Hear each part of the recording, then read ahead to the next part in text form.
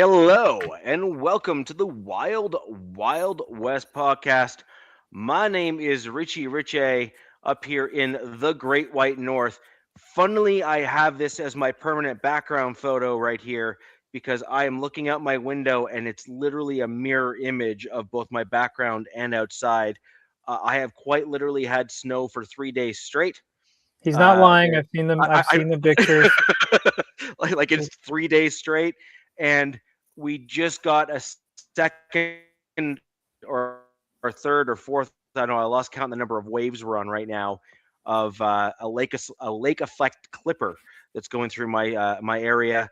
It is supposed to get really bad around 10 p.m. and they're calling for another foot or two to fall this evening because why not? We've already had four. So that's enough about me. Over to this guy over here, representing his Los Angeles Chargers. Whatever. It is what it is. We have DZ. Thank you, DZ, for joining the show. Fitting having both of us here on the Wild Wild West, given the fact that we are making up the Week 18 game for the AFC West. Yep. And then the Chiefs and the Raiders are going at it as the other game. I believe, if I'm not mistaken, this coming Sunday as well. I think That's going to be an interesting one as well. Yeah. Yeah. There's a lot of theories. I've heard Raiders fans talk about it. I have my own theories on that. Like, I've heard Andy Reid doesn't want to lose. I've heard he could. I don't know. I've got a theory where he could play 3D chess and try to lose this game and try to screw the Raiders out of that number one pick. I'm not sure. I don't even know if that would. I don't know if they're locked in that pick right now. I'm not 100%. They are definitely. I think if you put it through like the playoff machine or the tankathon, whatever that thing, the Raiders, I thought may have actually have that first pick in the draft. It's like locked up, right? I think they could still Yeah. even if they were to win, they would still get that. Yeah. Okay. I think so. That was the last I heard. Now, there's some conflicting information, obviously, that's going on in terms of what you read, and until you actually go through and actually like audit the math on kind of some of these things, I take everything with a grain of salt. I just think that it's obviously in the Raiders' best interest to, lose that last game. I think it'll make any kind of comeback they have next season look all that much better. Obviously, as either a new head coach or Pete Carroll coming back and doubling or tripling their wins or something is going to be something that Raiders fans are going to be very happy about. Obviously, and so the worse off they do this season, probably the better that they will draft, and probably the more willingness the ownership and the fan base will have for sweeping changes on the team in order to kind of turn the corner and that sort of thing. So it'll be interesting to kind of see where they're at. Definitely. Yeah, it's going to be kind of exciting, especially, I mean, look, if at the same time as being a Raiders fan, it's kind of be annoying right now, but you're also like every year it's like, oh, what are we going to get? Who's going to be the head coach this year? Seems like they've been going through this turn, a little bit too much. So it'll be interesting to see what they do, if they fire Pete after this game or if who they end up hiring. I know in our little text chat, I threw out a rumor that I heard. I think Jack Kenna actually asked somebody that question on another show. So we'll see if that comes to fruition or if that pops up, if we hear a story. Because usually, like, you don't hear things right away, like who teams are looking at or whatever. It kind of like comes out, weeks or months later, so anyways. Yeah, 100%. You don't always see, who they're interested in, who they interviewed, or who they discarded. Like sometimes you even hear who the teams discarded. Although I've also heard from reliable sources that when some teams say that they discarded this coach, a lot of the times they are doing that to cover themselves. because they always accompany that along with something along the lines of, well, we found out this thing. Like, we found out this obscure thing that no one heard about, so we just couldn't move with that particular coach. You Right. know, Yeah. it all, and a lot of the times it all kind of turns out where it's like, okay, really? like really, like, you just didn't do it because of that? Like, I mean, we've seen players and coaches get hired with some pretty bad stuff, attached to their names. And if they can help you win football games and the fan base can overlook it, most of the time teams will just kind of allow it. So Right. I have a hard time believing that, but we shall see. Um, just circling back and kind of talking about the Raiders just a little bit more. We really are going to be in for an interesting um, Sunday. Really, if we're going to be honest, um, I think Chiefs. Sorry, Raiders fans are eyes glued to the It's outcome Mendoza of. or bust right now. I feel like Yeah, yeah, for the but it's majority of more than them. that. Yeah. Yeah, it's more than that, I think, though, which is they're gonna want to see if the team moves on from Pete. Yeah. That too. They're gonna want to see if that happens. They're gonna want to see how quickly that can happen. So on Monday the 5th, for example, that will be, when they're gonna start seeing if, the team is gonna do what they see as the right thing by moving on.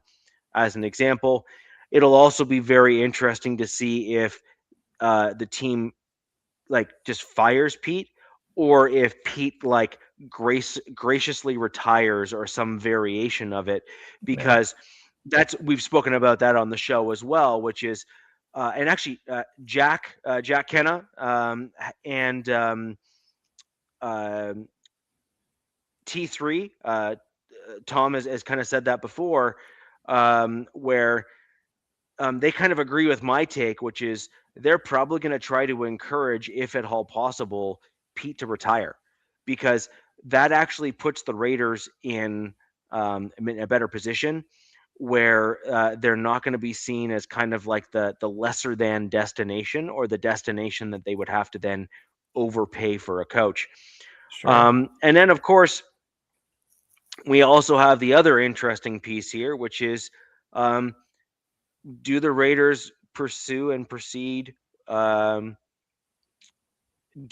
basically, do they proceed with the rumor of a trade for Tomlin? Well, so that is And the that's a huge rumor. rumor that I heard on a sports show. Sean King, he's a ex Buccaneer quarterback, Super Bowl winning quarterback, who lives in Vegas. Has ties with people, and the thing about that I find interesting, and I know a lot of people want to just blow this away or sweep it under the rug, is this guy has been coming on this show that I'm talking about for the last like year and a half or 2 years. Not once has he ever said anything like that outlandish. So it like really caught me by storm when he said that, and I'm like, huh. And he's like, a little birdie told me that the Raiders potentially looking in for a trade uh, to the Pittsburgh Steelers for Mike Tomlin, because I think fans all season and maybe last season, this can go back a few seasons, there's been rumblings in Pittsburgh because Pittsburgh's kind of stayed that stagnant, non-losing season. They're competitive every year, but they really don't have high-end draft picks to kind of reload that roster and kind of go for a Super Bowl push. So, and Pittsburgh doesn't fire their coaches really ever. I mean, who before Tomlin, it was Cowher forever, right? They've Bill never Cowher. fired the coach. My understanding is Yeah. they've always had the coach retire, and it's just kind of been that way, right? Like, that is a very stable organization. Anthony, was it wearing Raider coat? Oh, because I'm wearing Well, black and he's white. he's pointing out your black hat Oh, that has the tridents on it, but it from afar and at first glance, I suppose could be yeah. No. mistaken for the Raider part of the shield Black there, is one of my favorite colors, but no, I'm not a Raiders fan. I didn't put on my Yeah. Raiders gear today. So I find it interesting, with those rumors. But at the same time, the Raiders want a new quarterback. I guess the fan base wants a new quarterback with this Mendoza kid. So why would they give up that first round pick for a coach? But they also need a new coach. It's going to be interesting. We've heard Clint Kubiak's name. We've heard Jesse Minter, the Chargers' current DC. We've heard some names thrown out for this next coaching cycle that could be potential Raider candidates.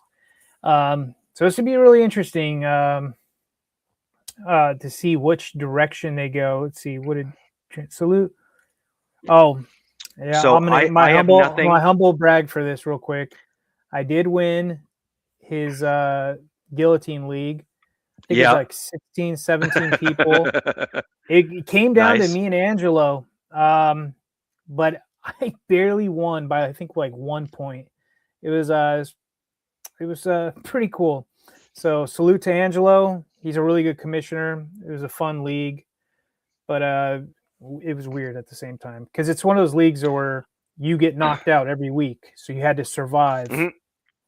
So it was interesting. Well, I actually agree. I think Angelo would make for a great commissioner of a league because he does kind of set the tone in terms of what's to be expected, and I think that's what you want. So Angelo, good job. I'd Yep. love to say Good I'm job, surprised, but I'm Angelo. not. So like It's it just is what it is. yeah. um, Angelo, if you wanted to jump on, send me a text, buddy, and happy to have a Raiders representative here on the show for last little bit here for the last week. Just let me know, and I'll fire you off the link.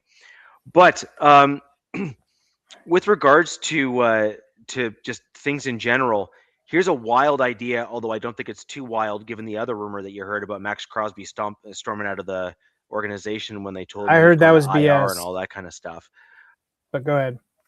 I heard that too, but the thing is sometimes there's smoke where there's fire, and sometimes Sure. there's Yep. not. The Hmm. other thing is that as an organization, they may just A versus B here, right? Which is Crosby Yep. is obviously the current face of the franchise. But if you're going after a young QB, you kind of want him to be the face of the franchise. I went through this, by the way, with Von Miller on my team, where that was like a Yeah, I real remember. challenge and a real issue, where kind of Von was kind of the face of the franchise, but all that sort of thing. Here's an interesting one for you. What if the Raiders were choosing to trade Crosby to the Steelers, but Ooh. not with what you think it is going to be, but trade him to the Steelers for Mike Tomlin and a first round pick and maybe a later round pick or a mid round pick back in return. Something like that. Yeah. Hmm. And so you have the Steelers with Aaron Rodgers, who, look, you can say what you want about him. He's actually played halfway decent this year. He hasn't played amazing, but he hasn't played awful. And Sure. if they end up with um, a couple other pieces that they can kind of put around him on the offensive side of the ball and kind of like level that up, and maybe a couple extra defensive pieces, I think the Steelers could actually be quite competitive because they're already somewhat competitive this year in how they're Yeah. playing and where they're at from a ranking, right? So my thing is that the Raiders are in a tough spot right now because the Raiders need to do a massive retool, and they also are looking for a bit of a culture shift. And so right now they could. I'm not saying they will, but I'm saying they could, or at least may want to consider it at the very least. My Denver Broncos moved on from Von Miller. Okay. And I'm telling you right now that culturally speaking, he was the tone setter within the organization. Looking back on it now, that was probably the best thing for the organization, is to get him out, allow him to continue the rest of his career at a different organization, so that he didn't always undermine the culture of the coaching staff in terms of what they were trying to implement, because the players are going to look up to a guy like Crosby. They're going to look up to a guy like Von Miller, because Von Miller made it to 2 Super Bowls, Super Bowl 50 MVP, was like lighting the world on fire, right? When he was in that spot. That's my point. I think that there could be some benefits um, to moving in that direction for the Raiders potentially. And I think that's an interesting take. And also Max Crosby, while he's young still or youngish still, he's not like really young. He's not in like, he's not in his like early 20s or something like that True, anymore. that's And true. so that could be something that they're looking at. I'm not saying they are, and I'm not saying I have any sources to indicate that that's what they're doing. No, these are However, all I do just think it would be hypotheticals and like just speculation yeah, hypothetical, yeah. which is you already know you're wanting to try to get a culture changing coach in there. Tomlin is certainly a guy that would definitely change that culture, and he has Oh, the gravitas and 100%. the experience to do it. Like Could you he's just imagine that Tomlin guy. in the AFC West with the other coaches? Like, oh my God. I know. Harbaugh, Peyton, Tomlin, and Reed. Like, oh, wow. That'd be pretty Yeah, incredible. and They yeah, also have some they've got some like outside Crosby, like say they keep Crosby because he's a good building tool, especially on that defensive side. I sure. think Yep, they're number one or number two in draft cap going into next season. And they've got some really good pieces on that offensive line, the offensive side. They got that young tight end tandem, Jack Bowers. Besh. Yeah, Yeah, Bowers and Mayer. Is it Mayers or Myers? One of the two. Mayers. Jack Yep, Besh, who's come on as of late in the season, and then Ashton Genty. And they need to get JPJ. I know he got hurt, but they've got some decent pieces on that offensive side. They could yep. supplement them throughout free agency and draft wise. You know, Gino didn't do him any favors this year, man. That's for sure. But the coaching and quarterback, that's huge. Those are the two most important, and I think that's what they need. And they can go that trade route. Broncos, 49ers in the Super Bowl. I can definitely see that. I can see it. 49ers surprised the hell out of me, by the way, Anthony. Um, Shanahan's another guy, another coach of the year candidate, in my opinion. In my opinion, with the injuries they've had to deal with, really, He reminds me a lot of Harbaugh. yeah, he's just really Um, creative. But yeah, No, but that's what I'm saying. He reminds me a lot of Harbaugh. Harbaugh gets his guys and gets the best out of his players, even in bad situations, including injuries. It's a trait. Like it's one of those things that most people don't give head coaches credit for. Harbaugh deserves a ton of credit for what he's done with the Chargers this season, and I sure. think I think Shanahan is in a very similar category. There's a lot of coaches that I'm really impressed with this year. I got to take my blue and gold off sometimes and just kind of get my bias out out of the way and just look at it around the league. And there's a lot of coaches that I've been really impressed with. One of them is uh, Liam Cohen in Jacksonville, Mike Vrabel in New England. Um, Now, I've heard I have some there's a lot of concerns with the Jacksonville coach. okay, that's fine. Yeah, that's totally fair. Yeah, yeah, Um, yeah. New England's had a hell of a season, but there's stats to back up why they're having hell of a season. And I'm not saying they're a bad team at all, but it is what it is, and I'll find them if we get to that. But Yeah. they're looking like one of the top teams in the AFC right now. But yeah, there's been some really good coaches. A lot of unfortunate injuries.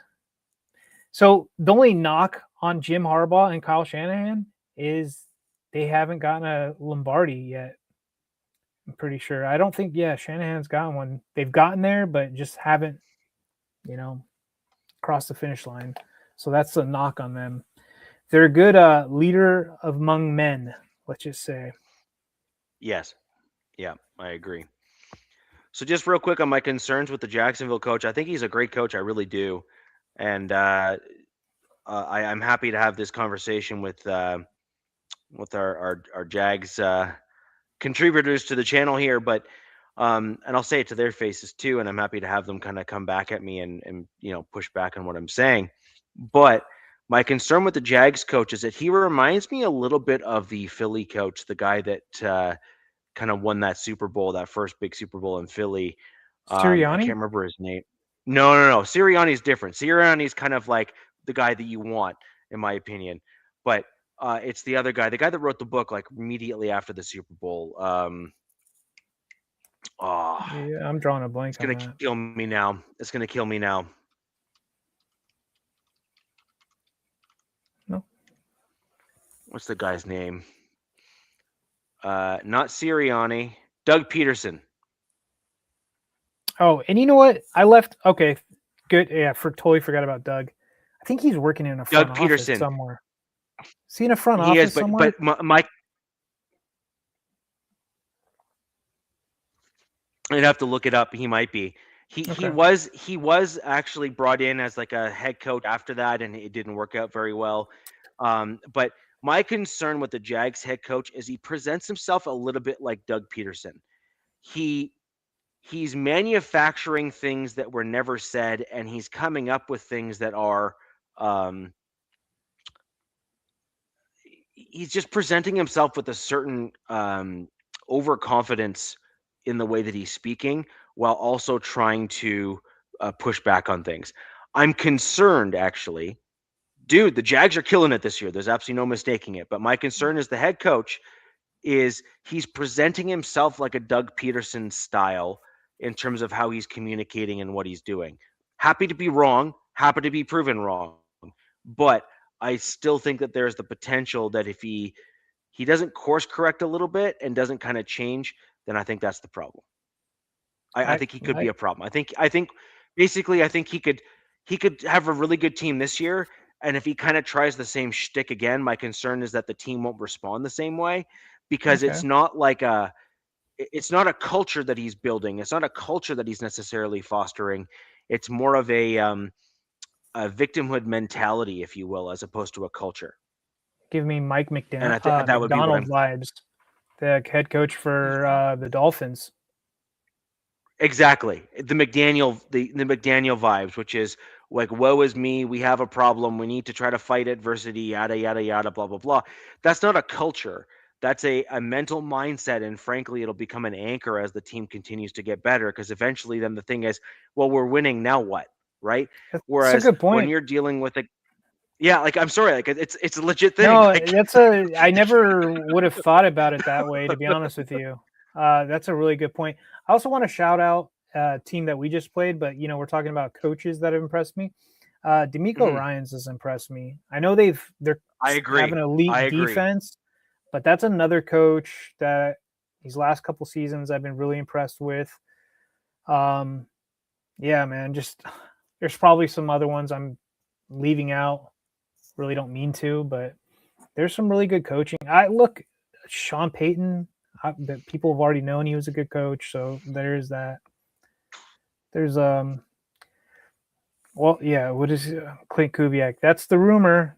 I think that's probably the Raiders' kind of favorite as of right now. Is they want a OC to pair with their future quarterback, their first round pick, Mendoza. So yeah, sounds like Raiders fans have it all made up, and it never goes to plan. Believe me, I mean, it might go to plan for the Raiders, but to plan, no. We always are like, oh, we want this, that, and this, and it looks like it's going to line up. And so far, I think like the Raiders, they want Clint Kubiak, Mendoza, and whoever else. I don't know, but so if it's only two, we'll see. I mean, you never know.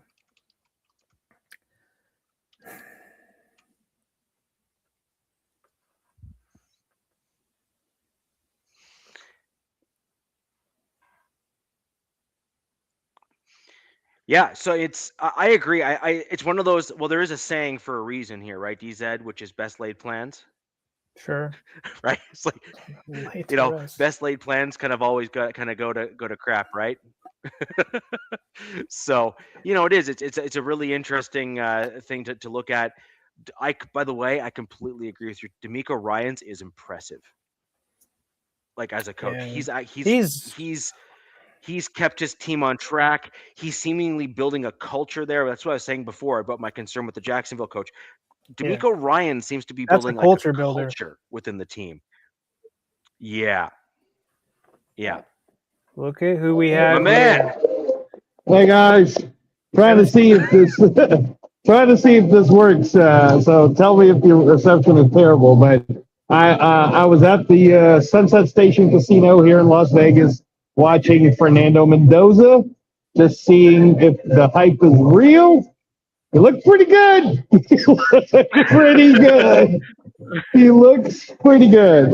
I was just I'm watching it with my wife, right, guys, and I was telling her, I said, look, man, our team sucks so bad that I would rather that we do what the Bears did. Because look how the Bears ended up by trading away to Bryce Young, right? Or because look, it only took them this long to be a relevant team. And right. granted, they got Ben Johnson and they had another bad year or whatever, but it eventually worked out for the long term vision.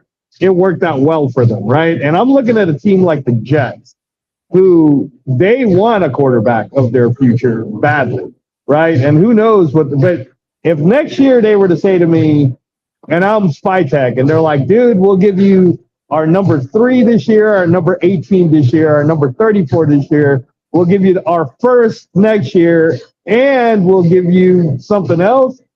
How would I turn something like that down, right? Like it'd be hard just because we suck.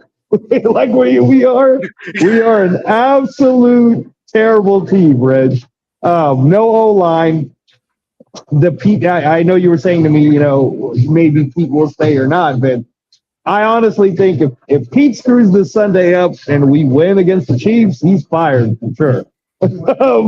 So he needs to make sure that he manages this well if he even wants a chance to coach for us again next year. I don't like the whole coaching turnover thing. So my idea, Nick, was all right. Let's say Pete does the job and we get the number 1 pick.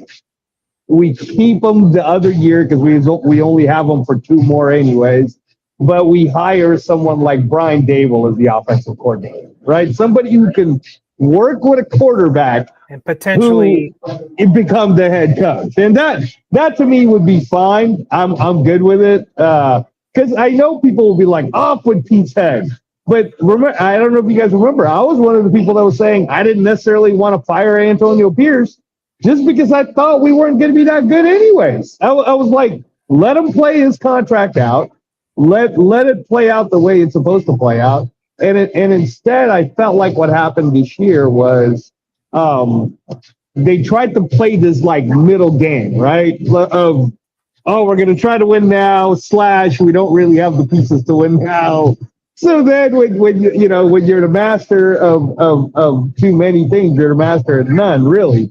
And they could have just said, screw it, we're going to lose this year. We're gonna instead. So if they go with the whole Fernando Mendoza, because as you said, Nick, everybody's like they're doing the Abba song, bro. Raider Nation's going crazy for him right now, and I was even telling her, I said, if this kid wins the national championship and he looks as accurate as he does, looking like a more athletic Tom Brady, it is going to be very difficult for Spytech to say no. yeah. So if they take this kid, they better take every bit of $140 million cap space on the best O line they can get next year. Otherwise, what's the point, gentlemen? What is the point? Angelo, you bring up a good point about Yeah. with the Jets potentially, right? Maybe with a potential trade back, because the college guys that I follow and have been listening to, they say that the good group of quarterbacks are coming out next year's draft. Yes. So, like, say Spycheck or whatever is not sold on Mendoza, or he thinks he's really good, but you get a king's ransom for him. I mean, why not? It's. I'm glad I'm not making those decisions, though. Let's just say that. Well, actually, I have a different question for you on that. Same line, same vein. All right. You're a Raiders fan. There's a whack of them in the chat. So let's look. I want all the Raiders hate to come my way because I'm rocking my orange here. So I'm sure that there's going to be lots of that crap. But I truly mean this in the best way possible because ultimately I would like the West to be the most competitive division in football. And I need the Raiders to kind of get themselves back up into competitiveness in order for that to happen. And the Broncos Raiders rivalry is legendary, so I wouldn't mind having that be, as vaunted as it once was. So here's my thought.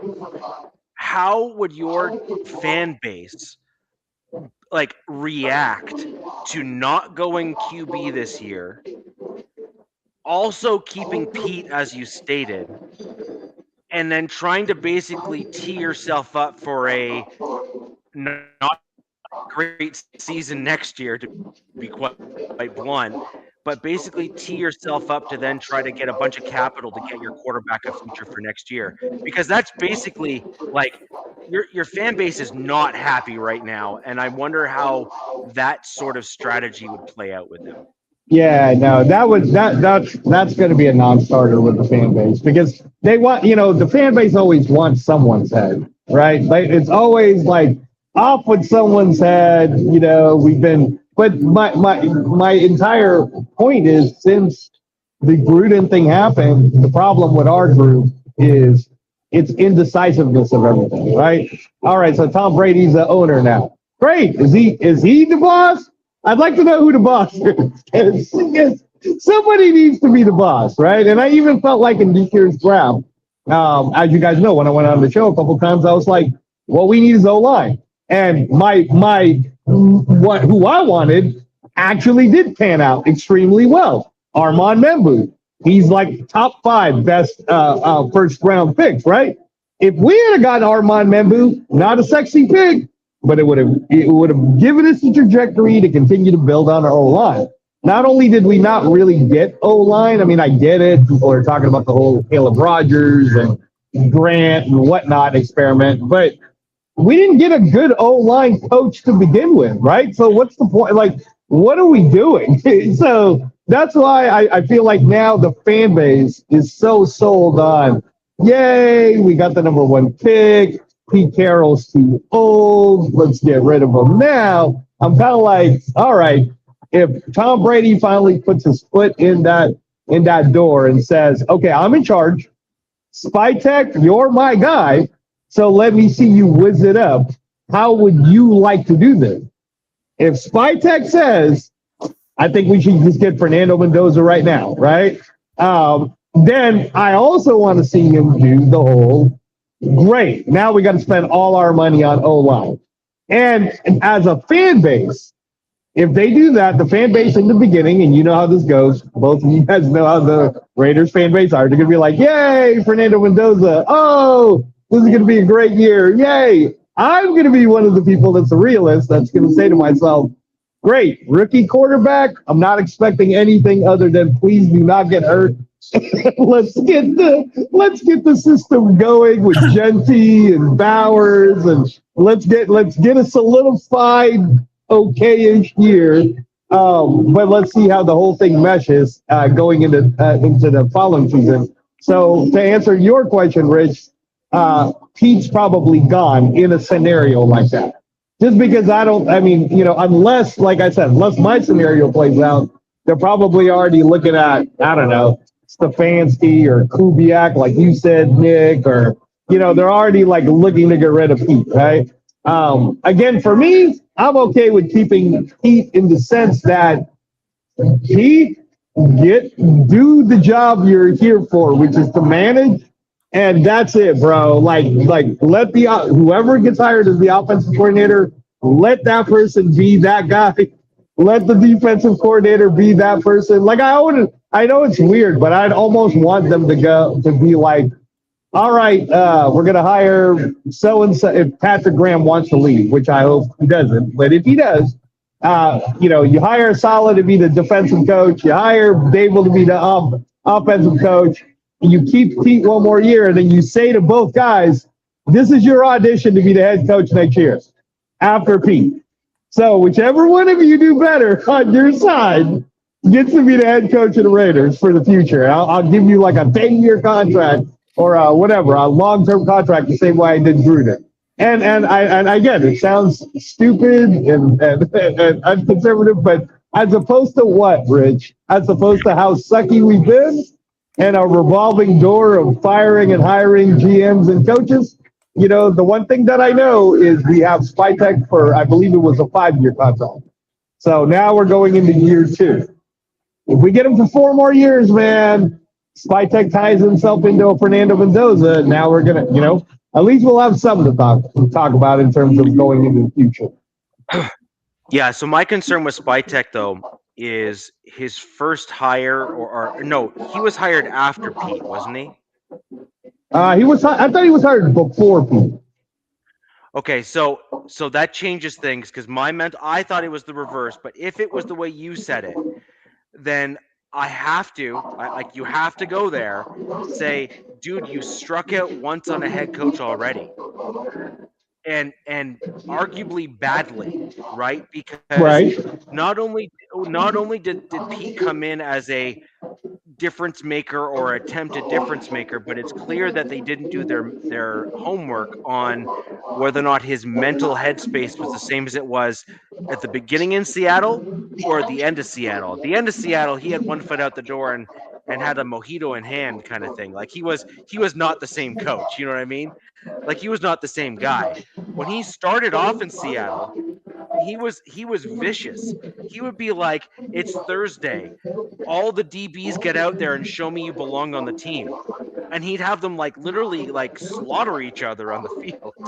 Like it was like Gladiator every other practice, right? And that built the Legion of Boom as we all knew it to be. And that was one hell of a defense. So you didn't know, was Pete's decline in Seattle because of the team and the ownership and stuff like that kind of, you know, putting their thumb on the scale? Or was that Pete kind of maybe getting old and being like, you know, I'm halfway to the golf course, you know, with the cart lady feeding me drinks? And I think it's the latter now. I think he's definitely closer to the cart lady on a golf course than he is being thumb on scale by an owner. Yeah, no, I can't disagree. I mean, you guys are watching it. You're seeing. You're seeing what the same things we're seeing. I mean, the funny thing is, and I think I told you this, Nick, when we were doing our draft show. But I was saying how this year, before the year started, my wife was so heavily into thinking because of Pete Carroll, we're going to make it in the playoffs, that there was a household argument, and where it sounded like we were seriously arguing about, you know, like something that's vastly far more important than me explaining to her, not only are we going to suck badly, but we'll be lucky if we win 5 to 6 games. And I was correct. You know, we didn't even come close to it, which is what I've been saying the whole time. I think that, like, the Washington Commanders experiment from last year made everybody think, oh, you can turn everything around in year 1. And you guys both know, man, it doesn't work that way. So here we are, 2 wins. Let's say we do the job, lose some keeps correctly. No one gets injured. And moving into this next time, we have a chance to get a Fernando Mendoza. Other than, like what you said, Nick, like King's Ransom, man. King's Ransom that you can sell to the fan base. That, hey, guys, think about it. If we, you know, like where Spytek can go into a press conference and literally be brutally honest and go, listen, I know what the fans wanted, and Fernando's going to be a great player for the Jets. But really ask yourselves, how many things did we need as a team to grow into becoming a Super Bowl team, and possibly even having a chance to be that by the time the Las Vegas Super Bowl rolls around in 2028, right? Like that's the way you sell it. You have to sell it like, hey, I have a vision that by my 4th year, we're going to be have a chance to go to the Super Bowl, which, by the way, will happen to be in Allegiant Stadium. Like that's the way you have to sell it to the fans. That way the fans will be like, you know what, bro, you're absolutely right. One guy couldn't turn this around anyways. So good luck to Fernando, but shit, we got 2 first-round picks this year, plus an early. Really, if the Jets gave us number 3, number 18, number 34, it almost feels like we got 3 first-round picks this year on top of, like whatever they give us for the following year. But I mean, again, I don't even know if the Jets are going to be stupid enough to do that, because the Jets know themselves that they have all these first picks. They're kind of in the rebuilding mode themselves to try to figure out what they want to do. And if Aaron Glenn gets to keep his job, I don't think he's trying to get fired on a win now mode. So yeah, man. I think we're in the best position that we can be in, given the shit show scenario that we're stuck into. My biggest take, gentlemen, will be: is Tom Brady going to actually do a job, or is he just going to be a name? And is Mark Davis the, I mean, I can't even hate on Mark Davis. Like people who hate on him don't understand. Like, look, man, the guy's the one spending all his fucking money paying all these coaches that aren't coaching for us. I almost feel bad for him sometimes, right? But I do want, and I know some of the Raider fans are going to hate me saying this. One of my best friends is a Cowboy fan, and I always have to talk him off the ledge. But I almost want us to have a very Jerry Jones type of upper management, because I want someone to dictate the direction. I want someone to just tell us which way are we going. Because right now, I still don't know. Yeah, we don't know. Yeah. It's very intriguing from an outsider looking in at the Raiders right now. Richie and I were talking about it at the beginning of the show and before the show. Yeah. It's like a soap opera. It's like a telenovela with the Raiders right now. Like, what are they going to do? How's this going to work out? But I mean, sometimes I'm thinking, like, don't overthink it and just get Fernando. Just get him. Just get the kid, man. You're gonna look from a business standpoint. It's probably gonna, if the Raiders do draft him, guaranteed that's the number 1 selling jersey next year in all of the NFL.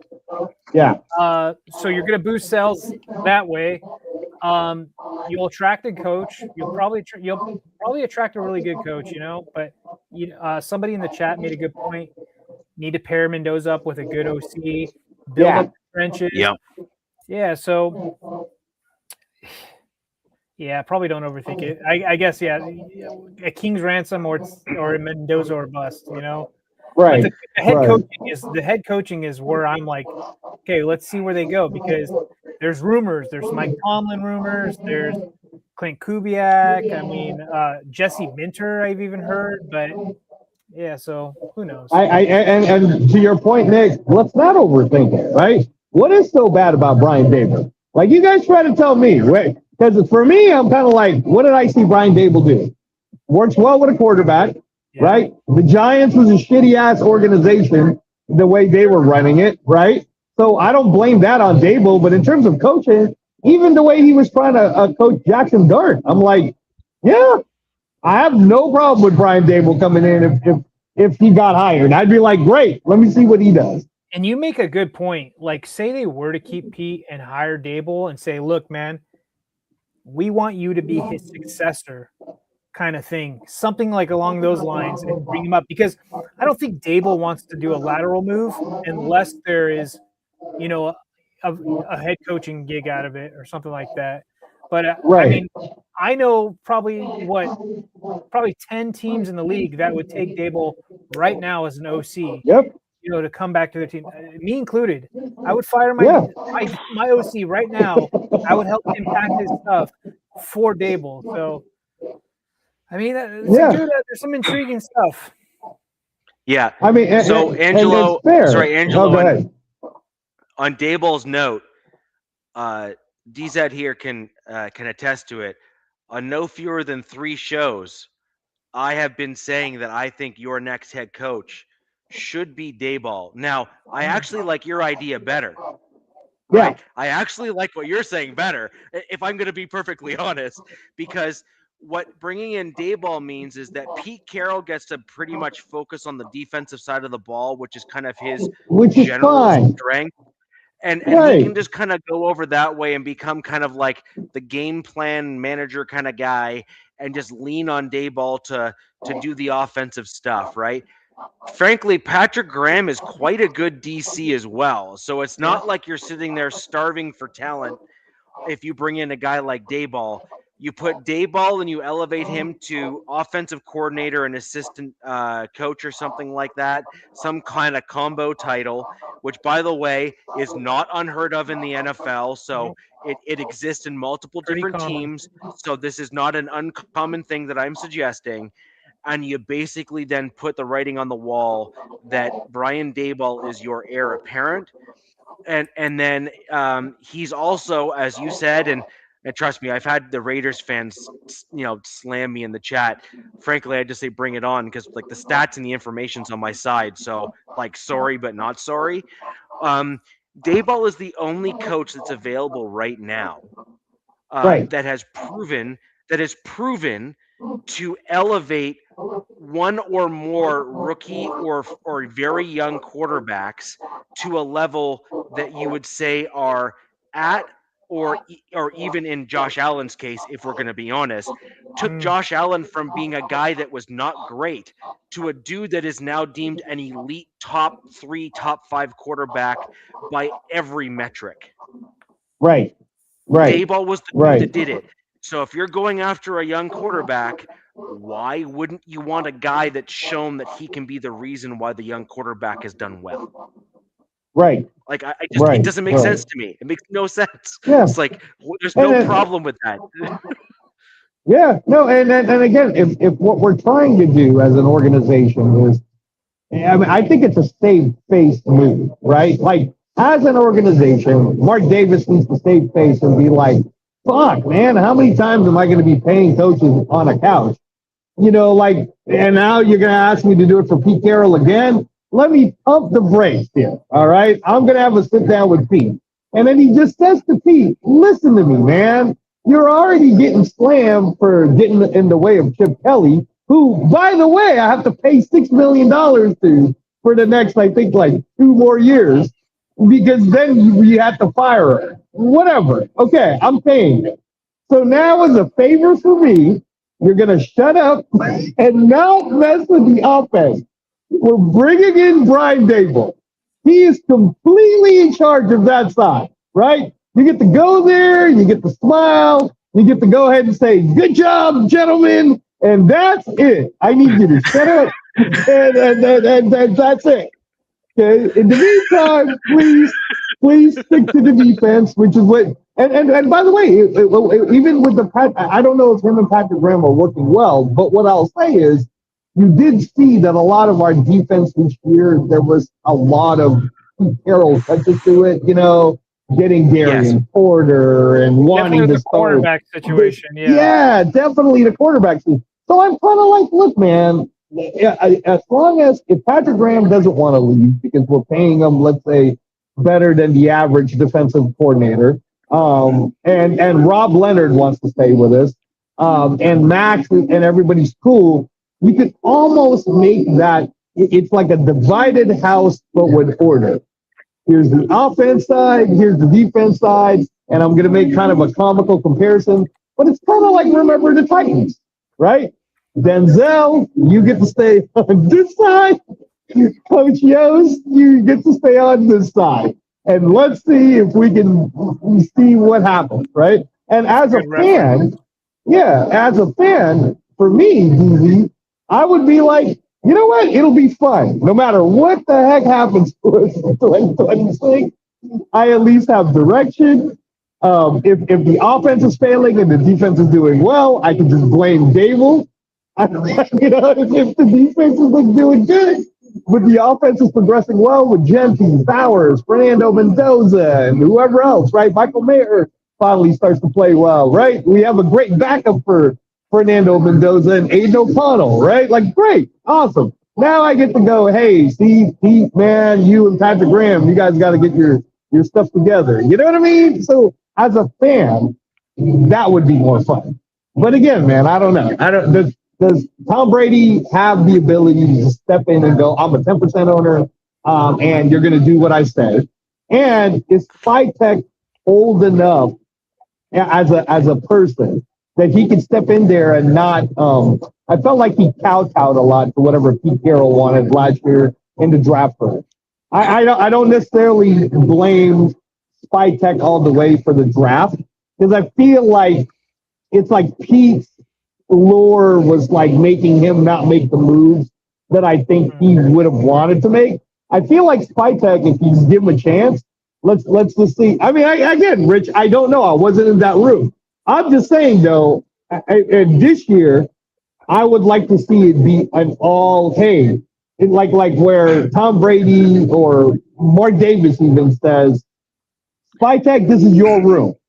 So if you screw this up, you're definitely on the chopping block. But this is your room. So let's see you do your whiz kid stuff.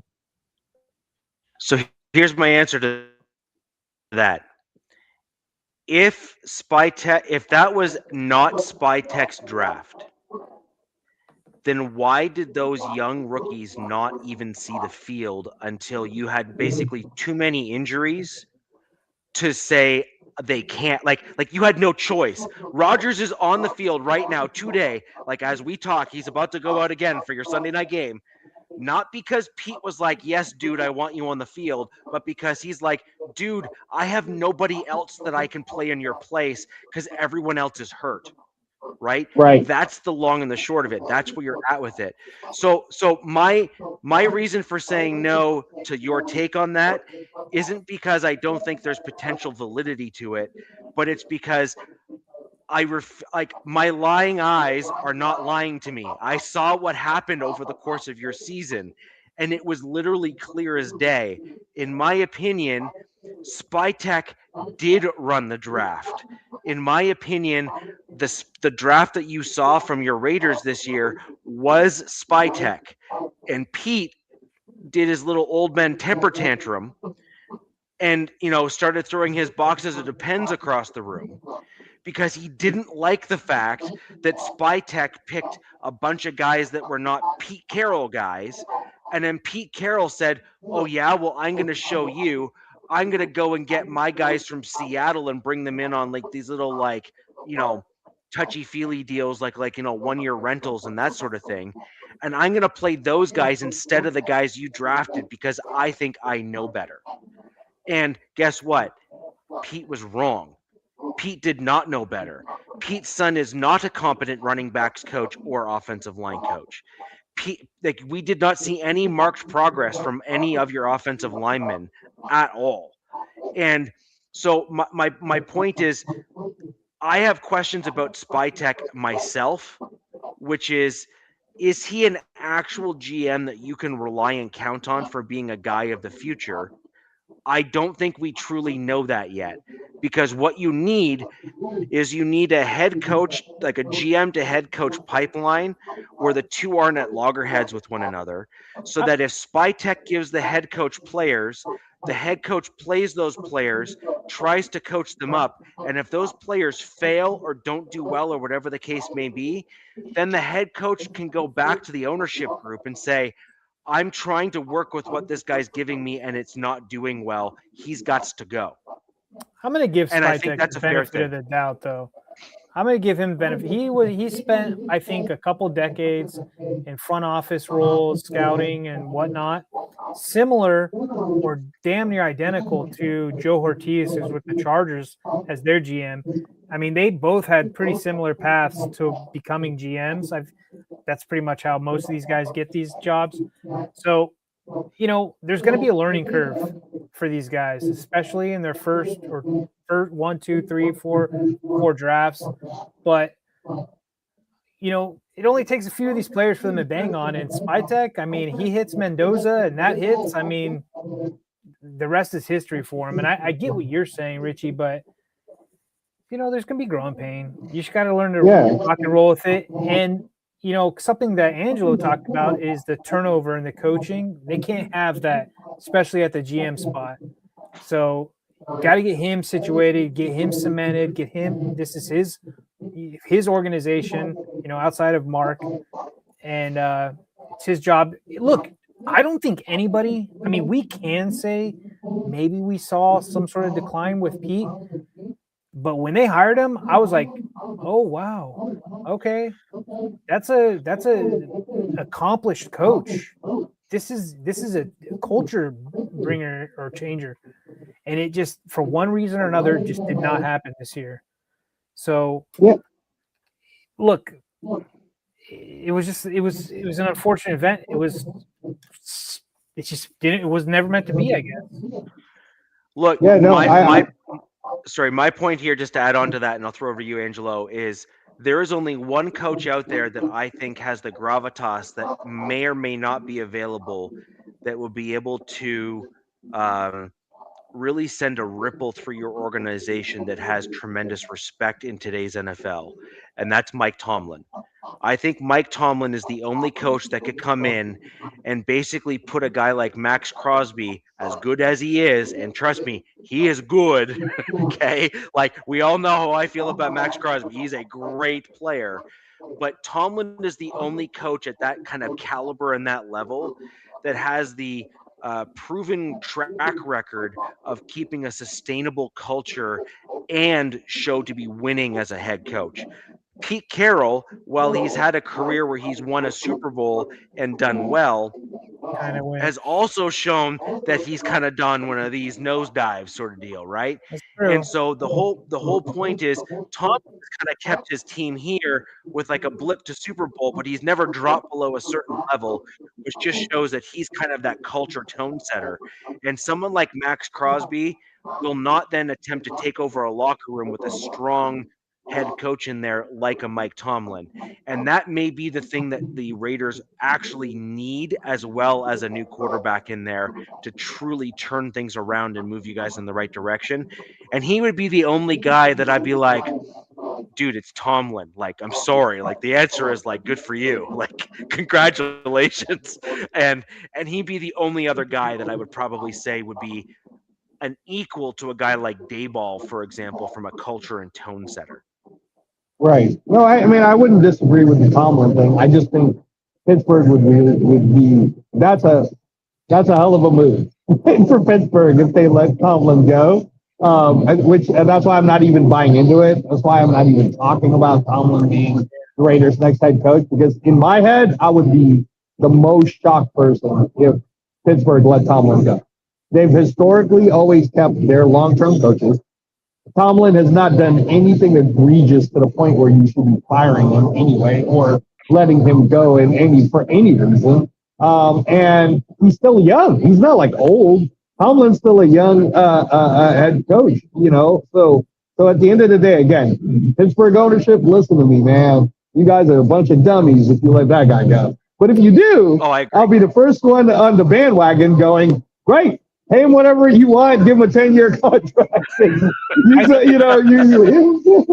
the Steeler fan base, Angelo, and the local media and sports talk shows that are kind of just getting tired of these, which is crazy to say, right? Especially me being a Chargers fan, even you Raiders or Broncos, but they're tired of having 9-win seasons. Like they want more, and they think that maybe Tomlin is kind of just peaked. Let's just say. So, yeah. GZ, I'm going to give you an example. Well, hey, real quick, Steelers fans see that he is John Fox, like John Fox to the Broncos. I remember John. We had 2 or 3 seasons with John Fox, and we had like very good seasons like the entire time he was with the Broncos. But the Broncos fan base and the Broncos ownership at the time, which was still the Bolin family, saw John Fox as like the reason why they weren't able to quite get to that next level. And then they brought in Gary Kubiak instead. And as soon as you brought in Gary Kubiak, and as soon as you brought in kind of that major shift and that major change, a spark, if you will, in terms of a different offensive style that was really well suited for the Mile High City, which is that like kind of run heavy, outside zone run style, the Shanahan-esque kind of game plan. You went from here to that next level up, and we ended up winning Super Bowl 50. I think that's where the Steelers fan base is at. They're kind of seeing him as the John Fox in Pittsburgh. Really, really good. No complaints, really, but they kind of see it as like we've kind of seen the ceiling, and we kind of want to elevate ourselves above that now. I think Yeah, real quick. My theory is they give Tomlin one more season. And look, this is just me thinking, like, this is making it up in my own head, right? Because of all the chatter we've heard around him. I think they give him one season. And the reason being is the draft is in Pittsburgh this year. Yeah. I think they want their storied, longtime franchise coach to be there in Pittsburgh for the draft. And they want to give him one more shot. But like I said, we'll see. All right. Well, I just want to. I'll just add on that Pittsburgh, that Tomlin thing, just real fast. But if what you're saying is true, he said, right? If I'm Tomlin and Tom Brady called me on the phone and said, "Hey, bro, you can play this game of they're going to give you one more year, or I'm going to hand you the keys to the kingdom of the Raiders." Raider Nation will be fine with it because they've seen how you've stabilized the Pittsburgh Steelers, and we're not talking about some weak ass little 3-year deal here. I'm going to give you what 5, 7. Like What's gonna at least minimum of 5 with an option of whatever. But you will be the head coach. There will be no firing, and because we had such a shitty year last year, I'm not even expecting you to. You're going to do you. If we make the playoffs next year, great. If we don't, I don't care. I just need you to build the. I need you to build the culture.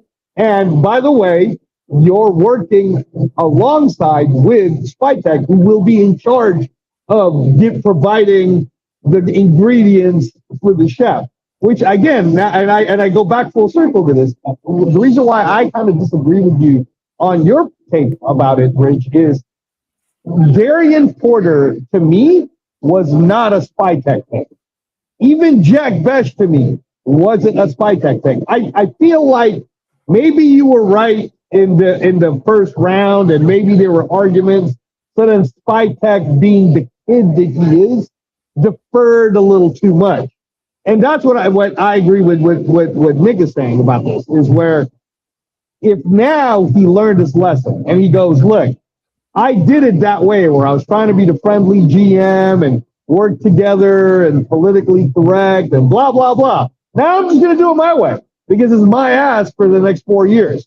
So I'm going to make the moves that I think are no-brainers.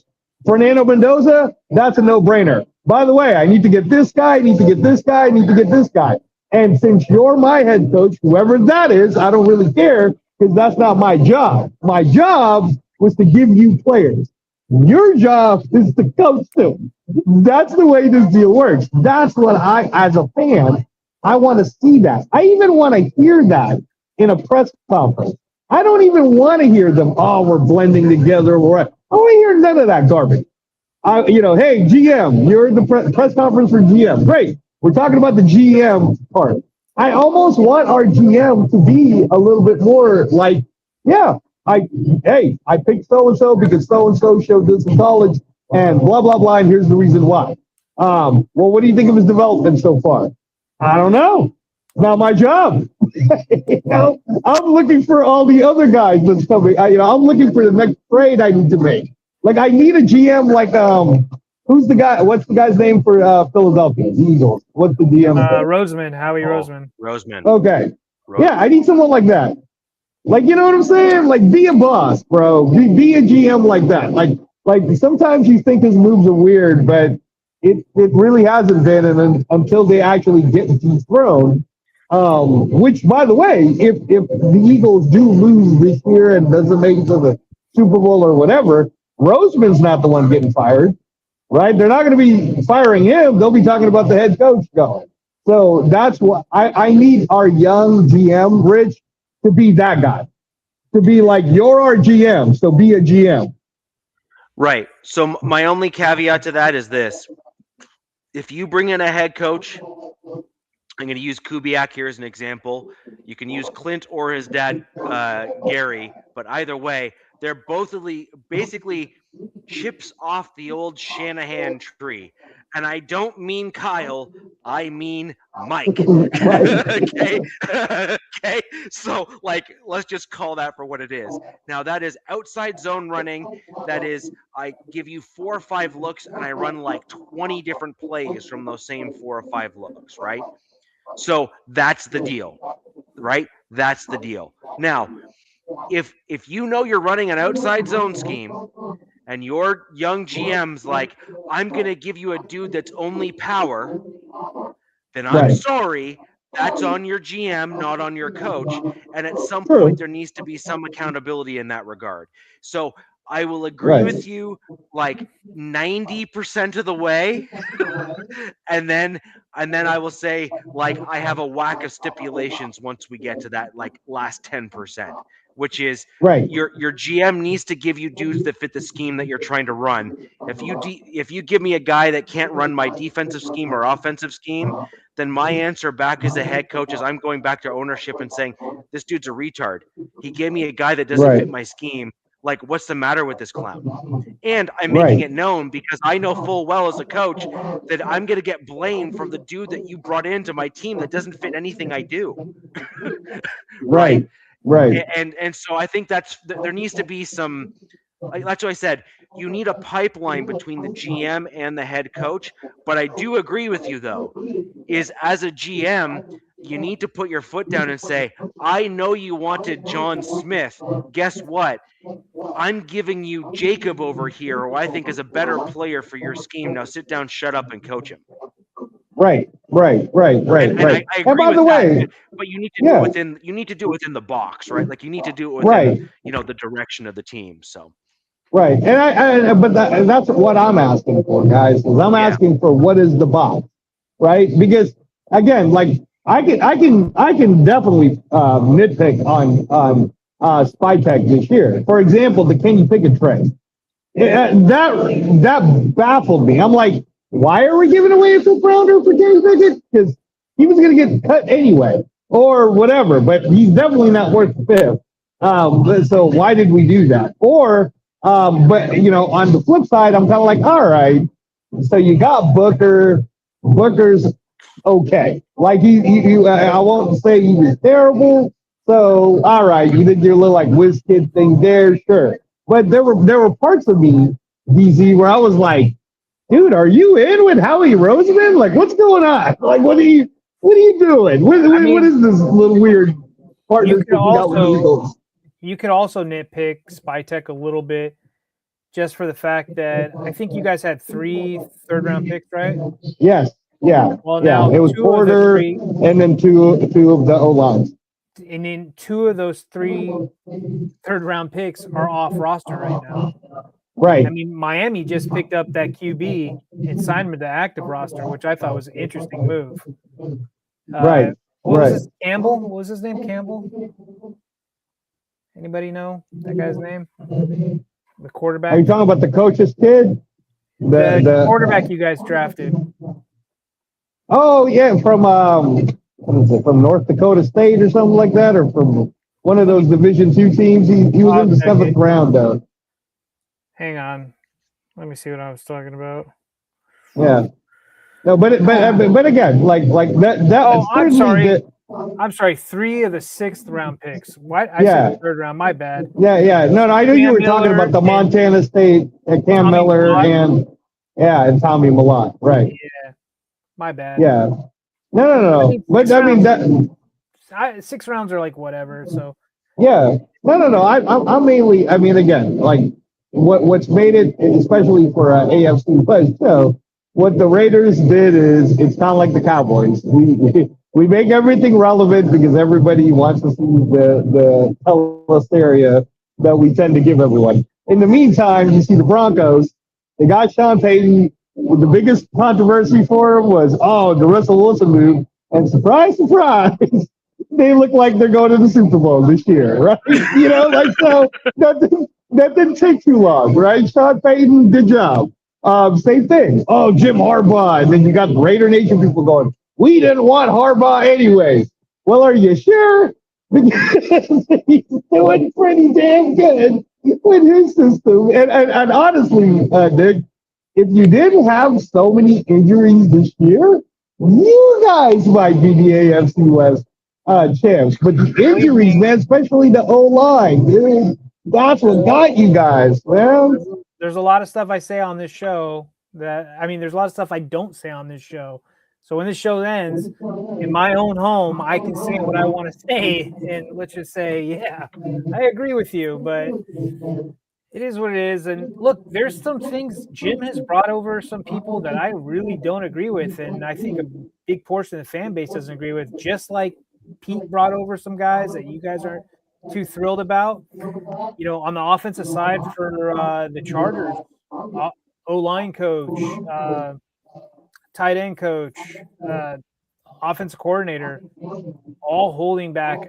I really believe we're holding back the team outside of those injuries. But, what are you going to do, right? You're going to go in the playoffs. You guys are going to go in the playoffs. Get bounced again, and Justin Herbert's name is going to get smeared even more because he's going to be one and done in 3 playoffs with different coaches. And it's the difference with me, Nick, when it comes to Herbert is maybe after when you guys lost to Jacksonville, I think that one time, right? I forgot which one it was. You were one and done in the playoffs. Maybe it was 2 years ago, I think, right? There was that trajectory. But what Herbert showed me this year, and I don't know, maybe it's because of his new girlfriend, I'm not sure, but man, that kid is one tough SOB. And that, it makes me go, that's a guy you hang on to, no matter how injured he gets, he finds a way. You can tell that the people rally around him, right? You give him a good offense. I mean, who saw Quentin Johnson, other than me, by the way, he drafted him, but who saw Quentin Johnson, Nick, become the powerhouse that he was in the early part of the season? No one thought he'd be as good as he was, man. And Herbert made him work, right? Keenan Allen, Herbert made it work. Like, Herbert's the real deal, dude. And people can cry about Herbert in the Charger fan base all they want, but trust me, from a team who hasn't had a quarterback in a bit, that Herbert is someone you keep, and I think Harbaugh and Herbert are going to be just fine together, just like what's happening with Peyton and Nix now, man. All right, the Bo Nix thing, it's really working, and I can only see Bo Nix getting better, not worse. Yeah. And I can only see Peyton growing. Like, the Broncos, to me, is the one that's the most interesting because they turned it around even faster than I thought. I was like, I didn't think you guys were going to be this good this soon, right? But they are. And again, I don't want to jinx it for our good buddy Rich, but it looks like a Super Bowl team to me, man. I mean, like, defense is on point. As long as your quarterback listens to his head coach and doesn't gamble too much. The Harvey move was a great move, which, by the way, that was one of my dumbass moves right there, Nick, on the B team league. Is I should have just started him like a dummy, and I didn't. I picked dibs over him, and he is every bit that receiving guy that really matters, and. I don't know if the Ingram thing was a good move or a bad move yet, but I think for the people who don't think Ingram matters, the playoffs is going to show us how much Evan Ingram really matters. I think that's where he's going to shine. Yes, yep. Yeah. I think savvy vets step up. Yep. Yeah. And Cortland Sutton's been my guy in fantasy all year, man. I rocked with him. Even when he had the bad days, I was kind of like, Bo Nix likes throwing to him, and then the Troy Franklin thing seems to really be working now from their Oregon days.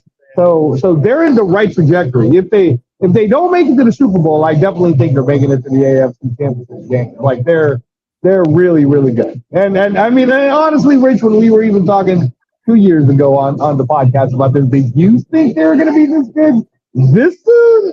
Like, you knew they were going to be good at some point, but this quickly? I didn't think they were going to be this good for another 2 years.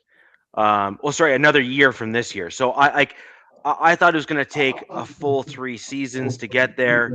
Um, I do think that there's a little bit of a fool's gold element even to my Broncos this season, a little bit. Um, One thing to keep in mind that's going on this part of the season, and you're a stats guy, so I encourage you to feel free to fact check me. And Okay. I'm looking forward to your text after you do, which is which is um, look at the Broncos' defensive stats with the delineating line being our bye week. Okay. Okay. It is frightening from a Broncos fan's perspective, right? Like as a Broncos fan, I'm concerned. It's like watching two different teams. The Broncos defense has obviously continued our third down stats and our red zone stats because we're still ranked basically number 1 in the league in those two statistics, so that's fine. But what the Broncos have done compared to the other parts is we haven't been getting the same number of sack productions out of the rest of the team. We're obviously still at a historic stat trajectory this season, which is Right. nothing to kind of shove Bat an off eye and be like, at. whatever, who Yeah. cares? Like, you're Right. like, whatever. No, it's like, no, that actually matters. Like, that's pretty friggin' impressive to have like such a wide array of guys that are able to get to the quarterback. That is nothing. You should be very proud of your team for being able to do that sort of thing. But what I'm getting at is our secondary hasn't been Magic. as effective or as magic. We haven't done the sorts of things that we did in the early part of the season. We haven't kept teams to like 3-and-outs, for example, to kind of keep us at like, we've allowed multiple drives, like multiple first downs to kind of Right. occur. Basically, second down, we've allowed a second down conversion rather than a third down conversion. And like, okay, so now your third down stats look great, but you still screwed up on the second down, so stop it, right? Like, I'm sorry, it doesn't matter at that point. Um, Little Right. quirky things like that. We've allowed some big chunk plays. We've allowed some running backs to go off on us from time to time. We've allowed the Okay. first half of games to get out of hand and then had to make some like magic coming back to come back and win like 33 points in the fourth quarter against the Giants magic. Right. Like come on Right. now. Like that's Wow. like you Right. can't score 33 points in a quarter on a regular basis. That crap doesn't happen. Okay? Like it just Right. doesn't. Right. Um Right. and so those are things that I have. Now, conversely, I look at DZ's team and I look at how the type of football that I personally believe that I want my team to start playing, and that is that kind of more grittier style of play, grinding Yeah. teams down and keeping yourself Yeah. competitive. Um, Sean Payton, it's kind of at this point here, you can't really say anything. He is definitely an incredibly gifted offensive minded coach. Yeah. He is. However, we need slightly more gritty offensive linemen to force the run without having to waste offensive players as like a big jumbo set to run the ball, for example. Like Right. jumbo sets are great, but you shouldn't be running them like 30 to 40% of the time, It right? seems Right. like a The lot of point is teams are doing that right now due to injuries, but right. Houston's But doing that's it. my point. Chargers do. Yeah. Like Okay. that's my point though, is that when you have, say, your core offensive line, just your 5 guys across the front, Yeah. and you're able to use those 5 guys and move other guys off the ball, well, now you're able to have a tight end run the seam route. You're then able to open up like running. Nice Merce. You're able to have other things. You're able to have other It's things actually like my that. wife's first, but yes. Thank you. Well, I was going to make a comment on the color and everything, but I was going to let that fly. You're the one that brought that up, not me. So, but my point is that when my point is that when you have the 5 guys doing their job properly, like we saw earlier in the year with your team, DZ, with Alt, and when you had Alt and like when you had the proper offensive line that was on the field, your front 5 were able to generally hold their own allow your running backs to do the things that they needed to do, and grind your way down the field to get those yards and get those first downs and that sort of thing. Richie, I get what you're saying, And but that's we what I don't like. never. Yeah.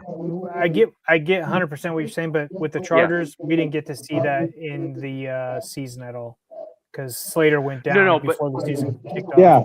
You're right, but you had Alt that is a natural left tackle able to slide back over to his left tackle position, and like arguably speaking, he looks even better as a left tackle than he does a right tackle. Yeah. Since Slater was such a good left tackle, they were like, "No, you're going to stay at right." Yeah, and then they and isn't that a lovely problem to have when you have two tackles that can basically flip flop and they basically are all pros no matter what spot they play at? Like I'm sorry, it's amazing. But that's not it's amazing, except when they get season-ending injuries, and then you're just like, yes, oh God, right. How do you? I mean, like you can replace one of them, but now you got to replace two, and then not kind of really harp on last week's game, but the Chargers, we actually have three guys who can play left tackle really well. And last week, our third left tackle, Jamari Salyer, did not play. And it showed, it was evident that he wasn't in the game. So it's magic, man. No, I mean, I saw that and I thought that was funny. But yeah, it's great. Yeah, man. So, anyways, that's a lot on the. Yeah, that's a lot on the Raiders, but ultimately, you guys are going to have an interesting matchup. Angelo, real quick on the Raiders, just on your take on your upcoming game versus the Chiefs. Where do you see that game going, and what's your score prediction? What I would love for it to go is exactly how the Giants game went. And let's not take any chances. Let's already be losing by 21 points at least by the half. And let's not goof around, right? Like this is because you know what, the Chiefs, man, they're they're right now they have a top 10 pick. So if they lose to the Raiders, they might be like pick number 8 or 7, right? They're the type to mess around and try to lose this game. So like I said before, P, listen to me. If you'd like to keep a job for one more year, then do the right thing and make sure you manage this correctly so that we get the number 1 pick. If you do anything less than that, man, if you sit there and, we're going to go for it, guys, and you accidentally or purposely win this game, you're for sure fired. You are gone, bro. You know, kiss it goodbye. So my prediction would be, you're rooting for the Raiders to win? Go Raiders. Oh my gosh, you're killing me. I'm wearing you're my killing black me, man. White. Go Raiders this week. I'm just kidding. You're killing me, bro. You're killing me. But no, my prediction would be that hopefully it's just like what happened in the Giants game, and we get to see all of the young, great offensive talent. And maybe it just becomes a Travis Kelce game. Do you guys know if he's playing or not? Because this might be his last season, right? Yeah, I'm not sure. I haven't heard any Chief news. I think it's just, what's that guy's name? Oludokun. That's their quarterback going. Yeah, the quarterback. Yeah. I don't know. I still think that Kelce is going to probably want to come back and play with Mahomes next year. I don't think this is his last season. I don't think he wants to go out like that, but it would be. Will he have a choice, Nick? Is the question. Will he have a choice? I mean, good point. The Chiefs, they're set up with a good draft pick for the first time since I think like 2013, if I'm not mistaken. But they are like, I think 40 mil over the cap. So it's going to be an interesting rebuild for them. Like rebuild-ish. I don't want to say rebuild, but it's going to be an interesting offseason for them as well. Yeah, no, I think that I think the Chiefs, look, they're smart enough to know that they won't have Patrick Mahomes next year because of the whole injury thing. He's going to have to recover. Like, take it easy on them, right? Let them be bad, all right? They'll get whatever picks they want. So if they don't have Kelce, they start offloading certain, money, whatever problems that they might have. 2 years from now, they could be back to being what they are, with a great quarterback in Patrick Mahomes. And anything less than that, then they end up being like the Raiders, caught in between a world of trying to be good while you actually don't have the pieces to be good. You know what I mean? So yeah. In my opinion, this is the year where the Chiefs are going to go first round tackle. It'll be a right tackle or a left tackle because statistically speaking, and let's be honest, I'm sorry, their GM is no dummy. That dude is good. Veach is a really good GM. He is Very good. So what's this? Howie Roseman, Veach, and then the Rams GM are like my top 3 GMs in the league. What's the Rams guy's name? God, I'm trying to remember. Yeah, McVay's guy. Yeah. F them. He's good too, though. He's really good. He's the guy that took Jared Verse and then took his buddy. Also, yeah, that guy was very smart. But the thing is that the Chiefs are going to know right now that they're not going to end up with a top 10 pick like this again, probably in a while, because Mahomes is good enough to win you games, and like not just like 1 or 2, like 3 to 5, right? Like as a player, and so they're going to know that they need to get into the top 10 to get tackles, like a good one. And so I think that they're going to leverage that pick to get after their left or right tackle of the future. And that's my prediction for them. Now, obviously, picking that tackle from pick 8 versus pick 10, well, that's advantageous to them there, Angelo. I can actually see a tackle or edge, Richie. Maybe, but they have Karlaftis, they have Chris Jones, who is still a very, very good player. Chris Jones is getting long in the tooth. He's getting slow. I mean, yeah, he shows up in the playoffs. Karlaftis, I don't think has been the guy, quote unquote. Like, I don't know, Zigzag's in here. Zigzag, wouldn't you want to see Karlaftis paired with like an up and comer and a top 10 pick on the edge? But yeah, it's either tackle or that. That's what I see them going for, these high end elite. Yeah, I agree, but I do think that Angelo is onto something there. I think that the Kansas City organization is looking at this from a long haul perspective, and I do think that they can sell it pretty cleanly to their fan base, which is, we can't get Mahomes back because if we do, he's going to be on IR for goodness knows how long.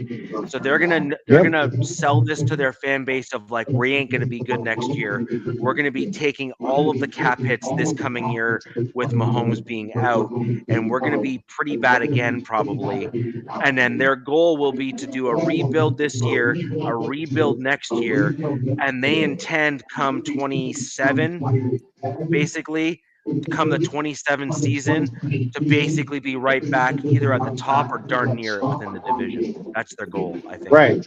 Yeah. That's why I'm hoping that this Sunday becomes the Travis Kelce kind of like retirement day of, Travis Kelce scored 5 touchdowns on the Raiders, and if this is goodbye, then what a way to say it. One of his biggest rivals, and great. That'd be awesome, because I'd love to see. Sounded like Chris Collinsworth right there. Yeah, right. Patrick Mahomes. Yeah. So, but yeah, no. I really hope that, again, that all ends up working out the way it's supposed to. Good luck to both of you guys on your playoff run. I'm really excited to see it just as a football fan, how far the Broncos and the Chargers will go. I don't think you'll be one and done this year, by the way. I think you guys will win a game, and then we'll see how it goes from there. So we'll find out. Harbaugh's a good coach, man. If nothing else, he is a really good coach. With a historically bad, and I say that they have a historically bad offensive line in it, so they're going to need a miracle, I think, to not be one and done. And it's a seeding game, and it looks like the Bills. Yeah, it's a seed. Yeah, It looks like the Bills are 5, right? Well, so I think the Bills are playing the Jets this week, right? Yeah, I think so. Yes. So both Bills, it looks like the Bills are resting their starters as well, and they're going to try to like one up the Chargers, because if the Chargers lose this week, they have to play New England, who I think that's who they want to play first round. Yeah, we don't want to play. No. Wait a minute. That can't be right. No. Wait. That can't be right because New England gets the bye. So they got to play whoever's number 2. Oh, New England doesn't get the bye? Oh, the Broncos get the bye. That's right. So if the Broncos win, the Broncos get the bye. So number 2 plays number 7. That's right. So no, you're right. Do they want to play New England in New England? You guys don't want to play New England in New England, man. So, I mean, New England would be. Look, I'm looking at all the teams. For some reason, the AFC South, except for the Titans, have the Chargers number. The Jags beat us down. When the Colts were on their rise, they demolished. I wouldn't mind playing Houston again if we have Jamari Salyer back at left tackle. That was a very winnable game for us, but it's going to be in Houston. What SoCal said, yeah, I mean, look, if we can run the ball, I could see us running it on New England, but we couldn't run it on the Texans. Let's just say that. And that's probably for a myriad of reasons. We got down really quick by 2 scores within the first, 6 minutes. So it was a catch-up game. So, if I had my pick... we'll see, because so it would be... Let me make sure I got this right. So let's say we go with what we think is going to happen. So the Chargers, the Jaguars, and the Steelers would be the 3, right? That are rounding out to 7, because we know that the Texans will be in, right? The Texans are in, and the Bills. So New England would be 2, the Bills would be 3. Wait, I don't think the Texans are 100% yet. Let me see. But they would round out the 7, right? So if New England is number 2, and the Bills the Bills couldn't be number 3 because it's a division thing. So number 3 would most likely be either the Texans or the Jaguars, right? And number 4 then would be the Steelers. So that means number 5 would be it could be Chargers, and 5, 6, and 7. Could end up being Chargers, Texans, and Bills. So who it currently stands at 5 is Texans, at 6 is Chargers, at 7 is Bills. So everybody's predicting. Yeah. The Chargers are playing the Broncos. Broncos are going to win, get that first seed. And the Bills are going to beat the Jets. So the Chargers and Bills will swap seeds, and the Chargers would end up playing New England as the number 2 seed. Because number 2 plays number 6? I thought number 2 plays number 7. No, yes. So that's what I meant. It's confusing. I'm looking at the seating, but if the Chargers drop down again, Chargers go down. Now, the Chargers would go down again. If Harbaugh gets cute and Trey Lance or somebody tries to win a game against the Broncos, which I don't see happening, that would suck, because then they'd end up playing the Jaguars, who. Liam Cohen has Justin Minter's number. I do not want to play the Jags first round. I mean, if we have to, we have to. It is what it is. But, the best seed right now as a Chargers fan is probably the Patriots. And the Patriots are saying that themselves. They want to play the Chargers too. So both see themselves as favorable matchups right now. I guess we'll find out. Find out. Well, hey, I'm running out of batteries, guys. So I would go. But thanks for inviting me in. It's always a pleasure. I do want to say Happy New Year to everyone who's listening to the Wild Wild West on both the MHRT network and the Captain Jack Rackham channel. Happy New Year to you both. Congratulations to the champ. We must continue to call him the champ all the way until next season. So Nick played extremely well. He pretty much got by mostly on his draft too. Draft, a few good moves early into the season of Guillotine League. I think this was your first time playing Guillotine style too, right, Nick? This is the first time doing it. Yeah. So that the only thing is, I was trying to get Rich involved in it. I'm trying to get more people, especially content creators, involved in it because it is a fun league to play in, Rich. And the best part, Nick will tell you, is once you get eliminated, you don't even really have to think about it anymore. Yeah, you're done. You're just watching done. to see. So tell you what, want. you message me earlier next year, and I will sign up. Like I will. Well, I'm commit to that messaging now. you right now, bro. I'm messaging you now. It's like we want people who are good football minds who will engage and actually go to the waiver wires, make bids, and I think that's what made it fun, right, Nick? Would you say that that's what made it fun for you this year? Is that like you didn't think people would spend $450 on Saquon Barkley on week 3? You know what I mean? I mean, yeah, some people made some really outrageous, spent a lot of cap really early.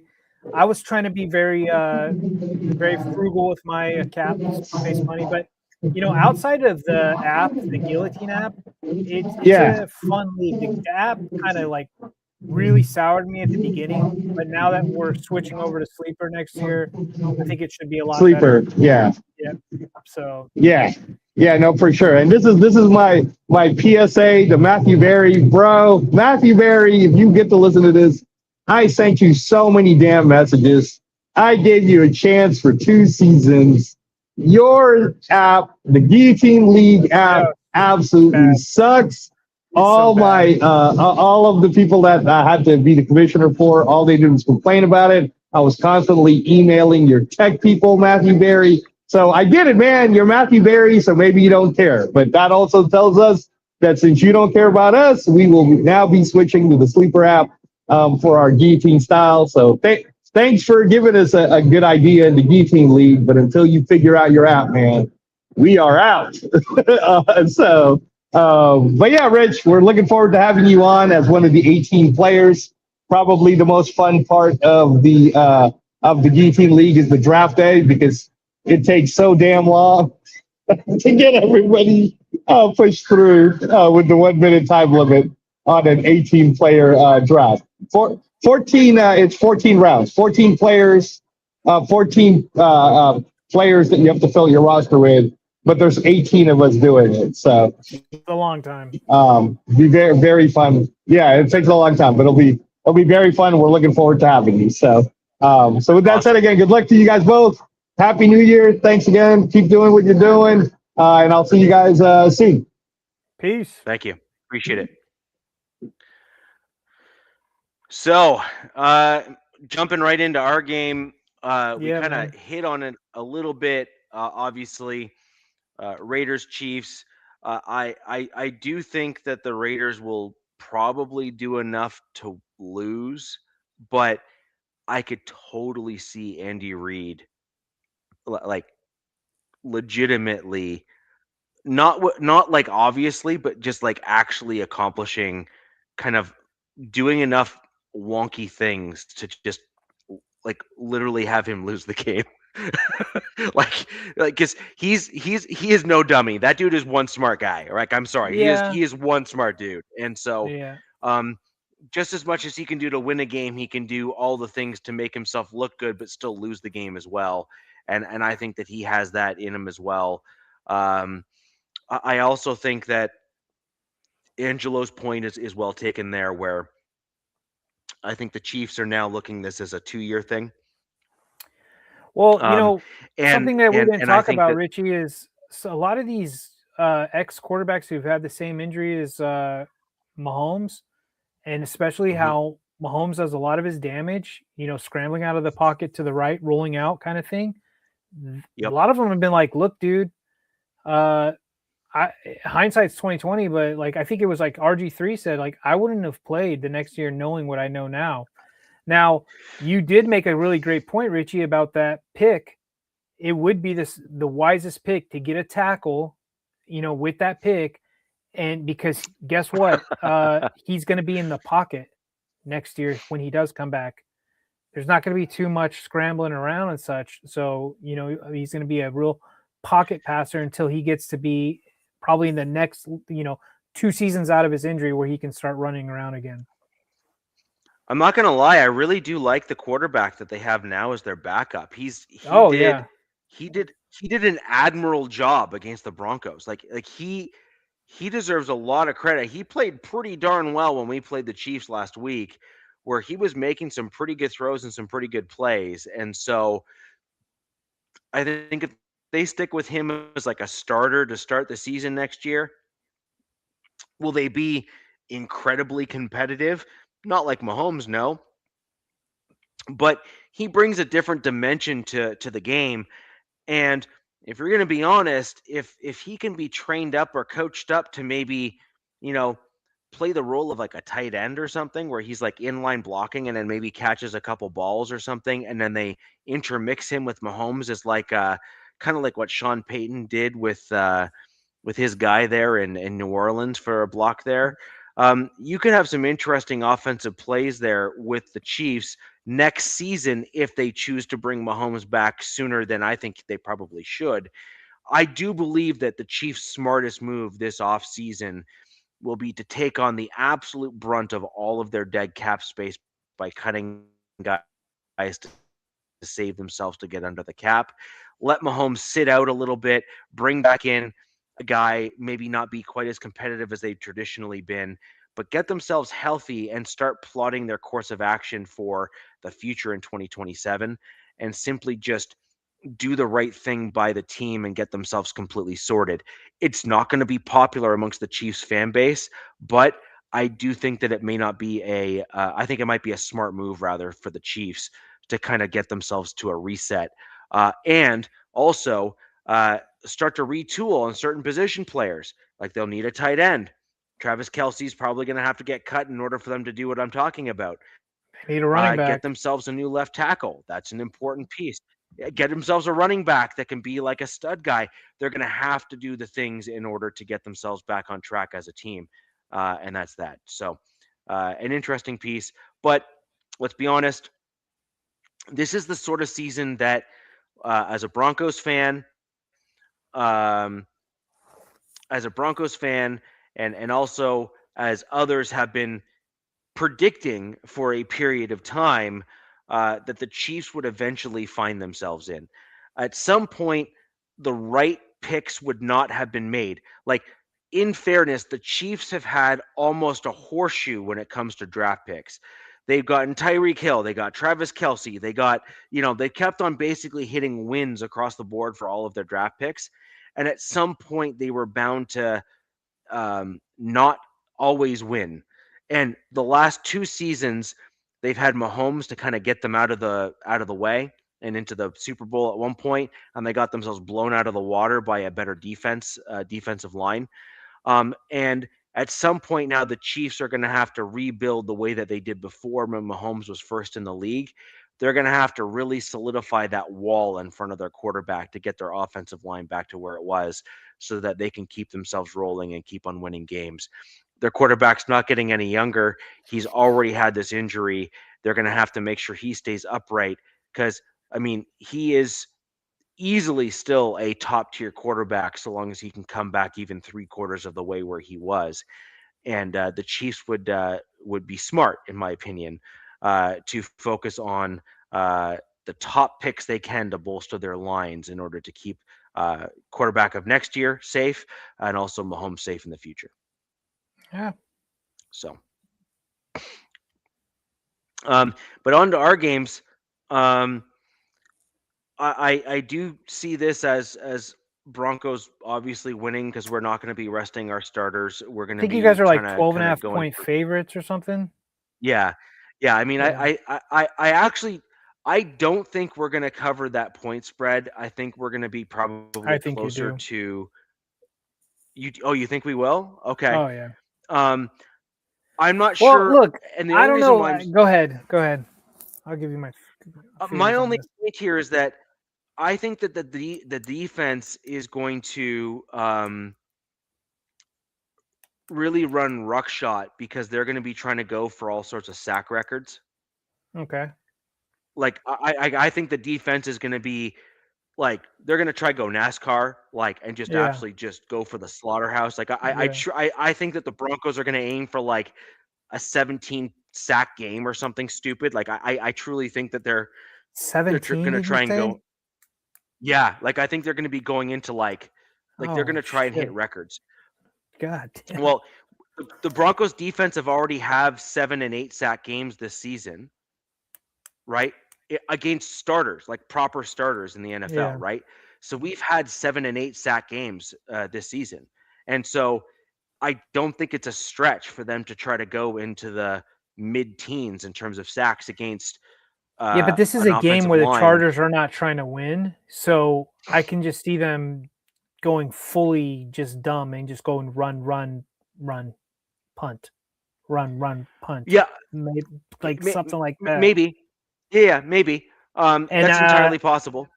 another aspect of this is Trey Lance is a free agent after this season. So this is probably going to be an audition for him, to see if he can land somewhere. Look, let's face it, there's a lot of teams that need quarterbacks, and some of these quarterbacks that have come out are not looking so good. He was drafted pretty high. He's been bouncing around for a minute, so the times I have seen him play, he's looked decent, but you just need to see more. It'll be interesting to see how he looks. I mean, look, it's kind of a tough defense to have an audition tape to go against. A team that's looking to get that, that first seed, secure the first seed in the playoffs. But there's going to be a lot of starters out for the Chargers. I'm already looking at the injury list, and it looks like a lot of the big names are going to be out of this. Looks like Hampton's going to be out. He's DNP, but to be honest, I don't know who will and who is playing. So it'll be interesting. Let me see. Oh, that went away. But yeah, I don't. And to be honest with you, I'm fine with not winning this game. I know there's some fans out there that are like wanting to win this game or try to win the game. But like I was telling Angel earlier, this is kind of coming down to like a seeding game now in the playoffs. Like, who do you feel comfortable, playing round one? And there's some teams that, I don't feel comfortable personally as a fan. I'm trying to get back to the injury report. Let me check. There we go. Okay, here we go. I mean, they did get some guys back this week to practice, which is good. So, but kind of interesting though. There was like 2 guys that popped up with concussions after our last game with concussion symptoms, which I didn't hear any of that, during or after the game. So that's really interesting. Our center, Bradley Bozeman, he's got concussion stuff. And then our third running back, Hassan Haskins, is dealing with concussion. But he's been limited. They're both been limited. So per Jim Harbaugh, he's pretty much said anybody with bumps and bruises they're going to try to hold out of this game. And you have 15 people on your injury report. Is it 15? Yeah, it looks like that. They're going to let Justin just rest for a while, which is fine. Man, Nico Reed with a hamstring. That's a guy that I was hoping that would be playing because he needs some playing time, and he's DNP 2 gate. That's not he's good. He's DNP 2 in a row. He's probably not playing. Yeah, that's not good because dang. And then Jamari Sawyer, he's not going to play. I know that. I know they're holding him out of practice. They don't want him practicing. It looks like Kamani Vidal will be back.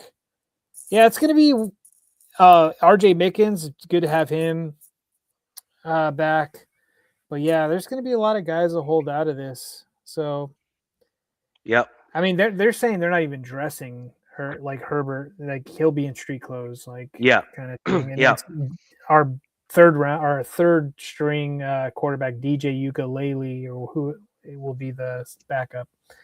So maybe he'll end up playing. But I can see this game getting out of control, score wise. Or maybe I don't know. I really don't know. I don't have a score prediction, Richie. I mean, it wouldn't surprise me if it was like 42-9 or something, some bizarre score like that. It could be something like that. For example, so like here's where I'll give you something like a score like that, right? I think what could happen in the early stage of the game is as you said, you're going to try to go heavy on the run. But I think what Vance Joseph is going to do is go like full blitz on the offensive line that you guys have as a counter to that, and attempt to go tackles for loss against running backs and a quarterback who is kind of Sure. green. And try to go for like 3 and out for losses and stuff like that to just try to like absolutely.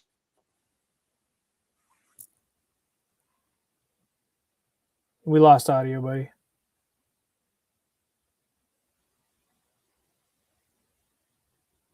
Mic check, mic check.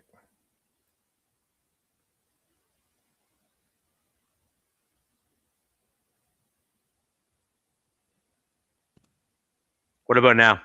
Yep, there you go. So I think that the Broncos are going to probably try to go for the jugular early, and this is my general theory on the game, is I think they're going to go jugular early, try to really get the pressures there on the quarterback and the run game. And then this is really where I think the Broncos' depth on the defensive side of the ball is going to be interesting. And that is my Broncos defense, especially on the edges, like are like 3 guys that are backups Yeah. are starters on most other teams at the edge level. Yeah, so Like that might be the case is, after halftime or maybe after the third quarter, Sean just starts pulling these guys and starts pulling some of the guys back, right? yeah, Exactly. That's yeah. what my prediction is. So my prediction is if we get some, like, here's an example, right? You have a running back, he gets swarmed by say 3 Broncos defenders in the backfield because the offensive line isn't blocking properly, which is Right. by the way well within the realm of possibility, Sure. right? And if they end up with the ball getting punched out or something like that, and a fumble recovery or 2 or something like that occur as part of the game, again, I'm not saying that's going to happen. I'm saying it's definitely possible. And if the Broncos then score off of those and get themselves, say, up by, say, 14, I could start seeing some of the guys like Nick Bonito kind of find yourself on the sideline, my man. Unless they're looking at Nick Bonito contract, because by the way, Sean Payton's really good with this. If his guys have an escalator in their contract, Yeah. he I'm will glad let you kind them of brought that up. he will let them try to get it. Well, I know you guys have one guy, but he needs like 5 catches.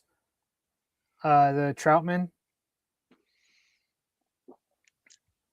I think he has like Here, you can quote me on this right now. Troutman will get 5 passes for sure. this game. For sure. That's 100%. crazy because he to get the money, right? No, I'm telling you right now. Troutman is a Sean Payton guy. He is the grinding type of tight end and type of player that you want on your team. I'm telling you right now, take it to the bank, and I'm happy to be proven wrong, but I don't think I will be.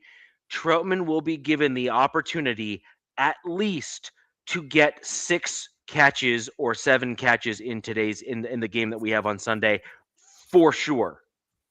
And then so we'll go on my side to the Chargers, about guys that have a lot at stake. Keenan Allen. What's on stake for him this weekend is if 6 receptions is $750,000, 9 receiving yards, $250,000, 2 touchdowns, $250,000. Okay, a plus 109 receiving yards, $250K, 4 touchdowns, $250K. He hits. I mean, those are kind of lofty, especially going against the Denver defense. But he hits any of that, it's a kind of a payday for him. So it'd be interesting them trotting him out. He's healthy. I don't see why they wouldn't. I mean, yeah, he's kind of like your savvy vet that you want to make sure he's healthy. I mean, don't mind you, what's his name? Staley's dumbass.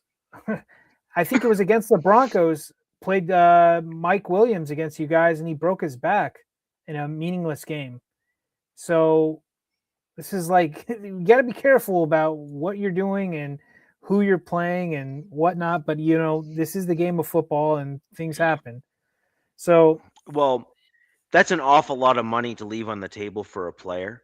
yeah. And I can promise you right now, Keenan Allen has gone to the front office and said, Oh. if you don't even attempt to allow me to hit these numbers, like, I'm out.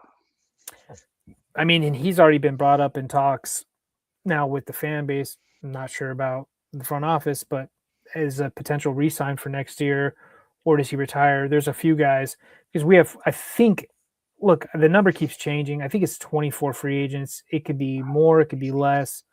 We do have a lot of cap, don't have that much draft capital. There's a lot of things going in for my team that is pretty interesting as well.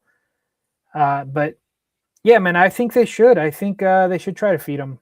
Just get him some early receptions. Boom, boom, boom.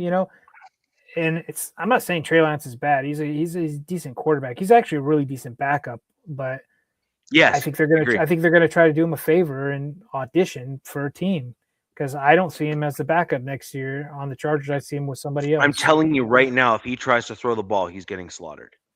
Oh, but yeah. So what I foresee him doing, that's lamb to slaughter. Literally lamb to slaughter. I see that. I see him scrambling a lot. I see him trying to roll out, use his legs, and these quarterbacks, they have a good idea where the line of scrimmage is. They can see on both sides, and then that's where I see him trying to do his stuff. And I could see the Broncos defense getting a 1 or 2 interceptions in this game, couple sacks, maybe fumble recovery.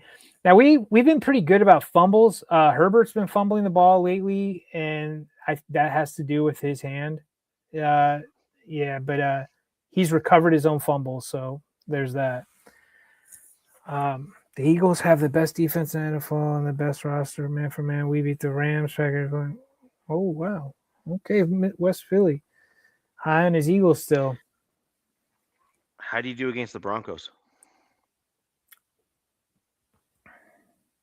Yeah. That was an L. But look, the Eagles did have a bit of a bounce back stretch in there where they kind of struggled a little bit, and they've actually kind of gone on the upswing now. So, I mean, to their credit, I mean, resilient team has proven that they can kind of overcome that adversity over the season.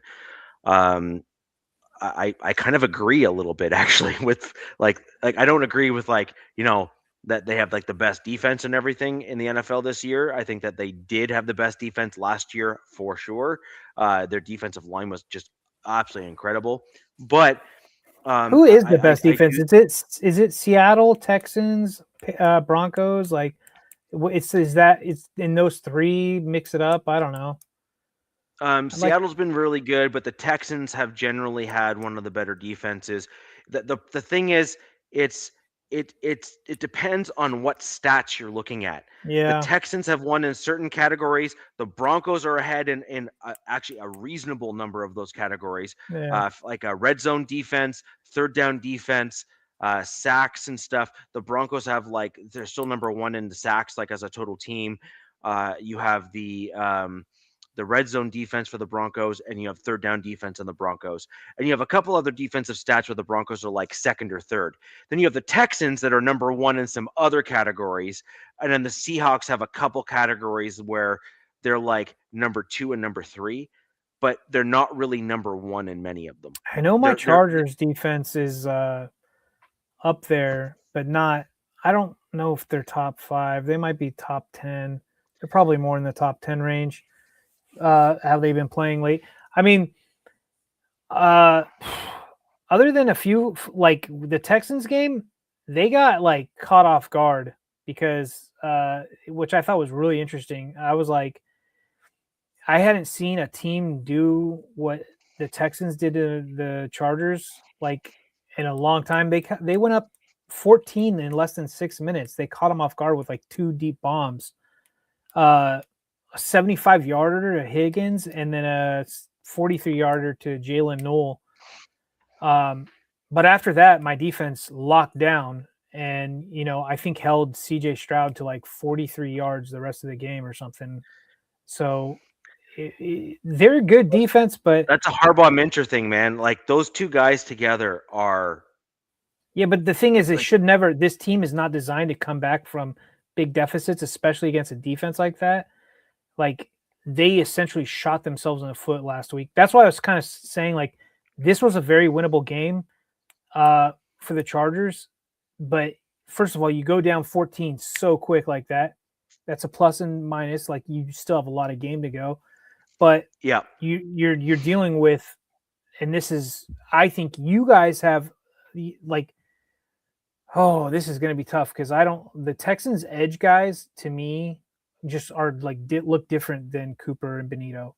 Will Anderson and what's his other name? They just look like giants. They're not as speedy. They're still fast, but I mean they had 5 sacks on Herbert. They got an interception, but it wasn't Herbert's fault. I'll help you with that. They are the difference between Will Campbell. There you go.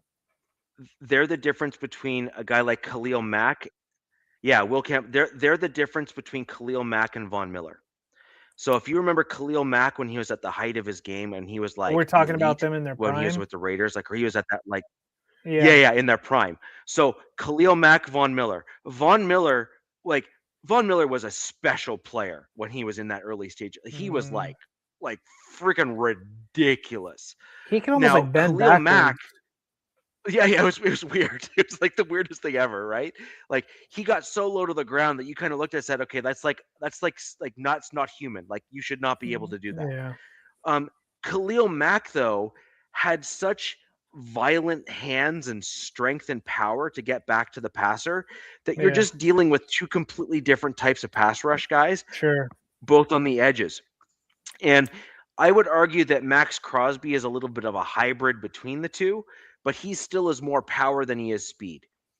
And so I think when you look at a guy like Max Crosby and the 2 guys from the Texans, they are certainly closer to, say, a Max Crosby than they are a Khalil Mack, but they're not as quick as a guy like Von Miller or Nick Benito or Jonathan Cooper, right? They were still equally they are a formidable duo. Like, holy heck, they are.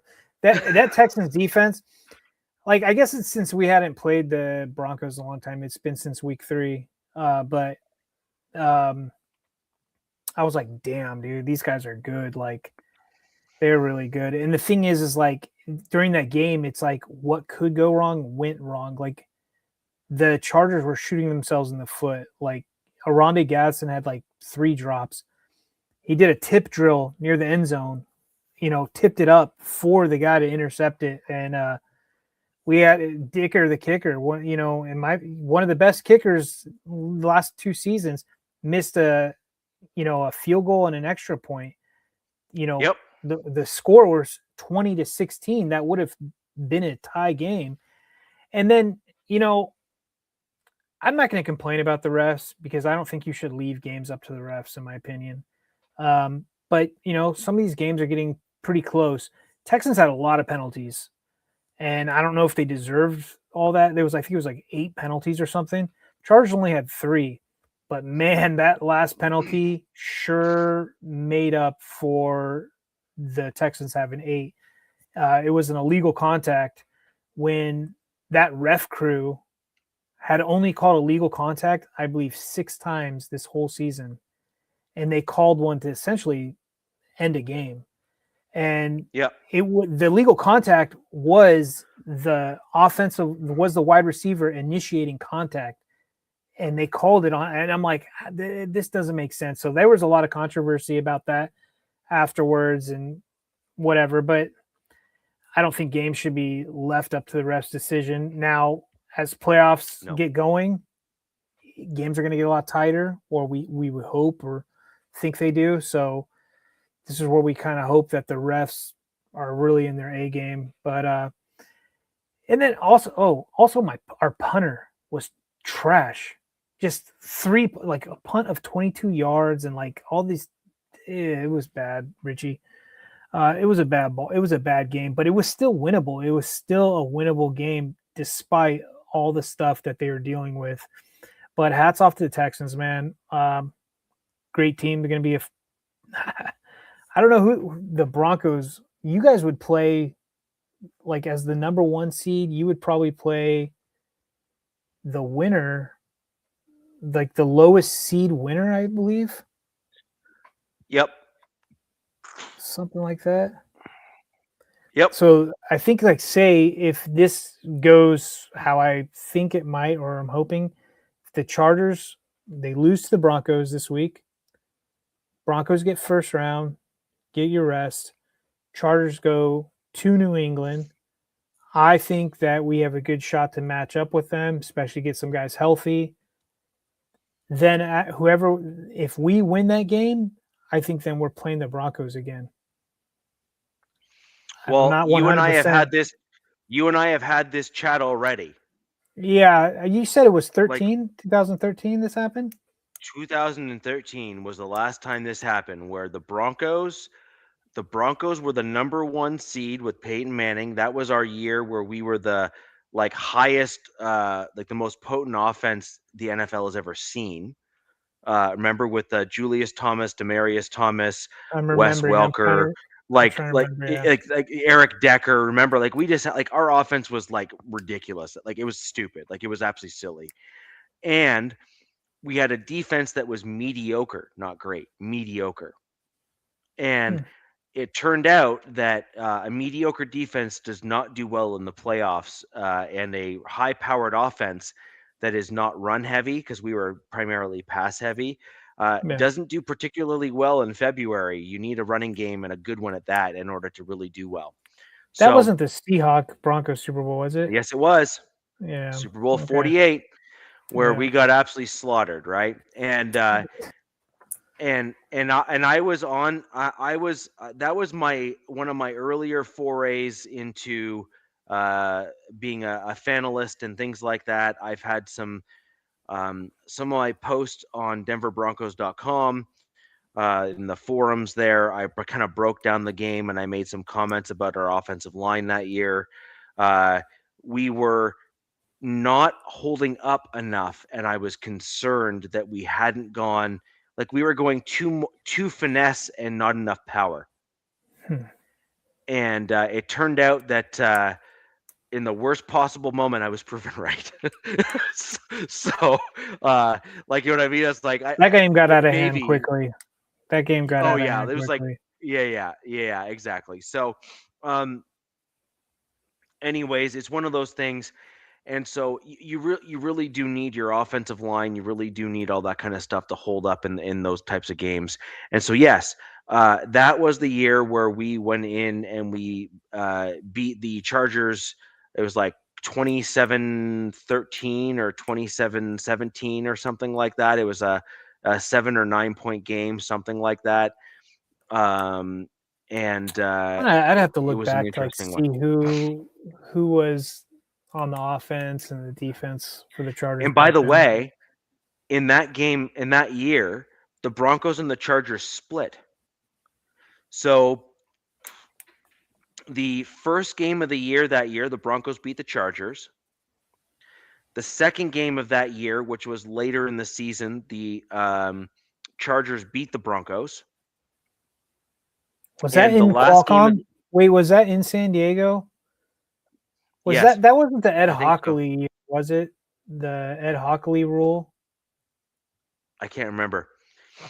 I think I went to that game. I went to a Chargers Bronco game in San Diego. Okay. So it was at the very last game of the season, or the second last game of the season, or whatever the case may be. The Broncos are number 1 seed. The Broncos ended up losing that game 27-10 or 26-10 or something like that. And then in the playoffs, when the Broncos played the Chargers, the score was inverted, where like we kind of flip-flop scores almost as the season went on. Broncos beat the Chargers by the same score or close to it. And then the second game, the Chargers beat the Broncos the same score or close to it. And then in the playoffs, the Broncos beat the Chargers by like approximately the same score, which was like 27-10 or 27-13 or something, something like that. It was like basically approximately a 10-point game when all is said and done. Also, I mean, something I'm also thinking about seating wise. I mean, it's still possible that the Bills can get that 7th seed as well. I mean, they currently hold it, and everybody's assuming that they're going to beat the Jets. And I mean, the Jets could be worse than the Raiders, in my opinion. Like, I know the Raiders have the number 1 pick, but the Jets are just god awful. But I mean, look, stranger things have happened, and they could be setting them up for an easier path to the playoffs. I don't know. If I was a Patriot, I'd be pretty pissed that you think teams are eyeing you, but it is what it is. Don't take it personally, or do take it personally, I guess. But I'm looking at the Jaguars and Texans. Those are 2 teams I do not want to play right out the gate. They're both very hot. You know what I mean? Assuming the Broncos have that bye week. So right now the projected is this. Yeah. So the assumption is the Broncos win. So assuming the game go the direction people think is going to happen, it's going to be Chargers play the Patriots, Bills play the Jags, Texans play the Ravens or the Steelers, and then the Broncos have the bye. So if we assume that the Chargers upset the Patriots, we assume that the Jags upset the Bills. And let's or not be upset honest, the Bills, but beat New the England Bills. has not been kind to the Chargers in the past, so this is not a gimme by any. No. Gimme. No. So let's just assume that the high seeds do win, right? Because every year there seems to be some flyers, right? So let's say that the Patriots beat the Chargers, and let's say the Bills beat the Jags, and then let's say I just have a funny feeling the Bills are going to beat the Jags, and then let's say that the Texans beat the Ravens or the Steelers, because I do think the Texans are the better team. That would mean the Texans at 5, the Bills at 6, and then the Patriots at 2, which means that we would play the Bills. And then, but you are right, I think. You are right. If the Chargers beat the Patriots, I believe the Broncos then play the Chargers in that next round. That's what I'm thinking. And that'll be interesting. And that'll be an interesting game, because the division rivals, we kind of know each other, all that kind of stuff. And I mean, that game is going to get all the hype in the world, just because of AFC West, 2013 rematch, Bo Nix versus Herbert, Peyton versus, there's so many storylines in there that it's just like, yeah, exactly. It's like the storyline for that game literally writes itself, and you can envision the trailer for the game already, right? What's coming. Yep. It'll be interesting. I don't want to count my chickens before they hatch. We'll see what happens. I'll be honest with you, Richie. I know you, as a Broncos fan, got to be super stoked with your team right now, rightfully so. With the potential to. Well, you're Richie, that's why. But I would say the majority of Broncos fans, the mass majority, are pretty stoked with them. But me, with this game, this coming up Sunday, I don't have any interest in watching my backups get beat down by the Broncos. I really don't. I mean, I will probably still watch it, but I'm like, Man, is there any yard work? I'm checking the weather. I'm like, is the weather going to be above 30 this weekend? Let's see. Maybe I can go outside and do some yard work because it sounds like it's going to be a rough afternoon for my boys in Denver. So these are my favorite types of games. So when the Broncos were a few years ago, these were my favorite games I don't where see you're why, at right but now. uh, And and I'll explain. I'll tell you exactly why. These are the games where I got to watch a guy like PJ Locke show why he is, you know, a likely starter on many teams in the NFL, but just yeah, the Broncos just wanted to do better at the safety position. These are the games where I got to show that Jaquan McMillan is an actual legit, like top notch, like slot corner at the NFL level. These are the games where I got to see guys like Jaleel McLaughlin or even a Frank Crum or other guys show out and be like, wow, they're actually like way better than I thought they were going to be. yeah, These are the games where you get to see the depth on your roster and know exactly where you need to focus on in the draft that's coming up to kind of gauge is the depth behind the starters at that position really as bad as I think it might be, or are they maybe better than I thought they were? And that's why I loved watching these sorts of games for my Denver Broncos because it gave me a better understanding of the roster depth that we had on the team, um, or even if we were going to see backups play, if I thought that they played better than the starters, yeah, that's true. I right? mean, there's probably some And guys so, that will get a yeah, shot this week that I'd like to see a little more of.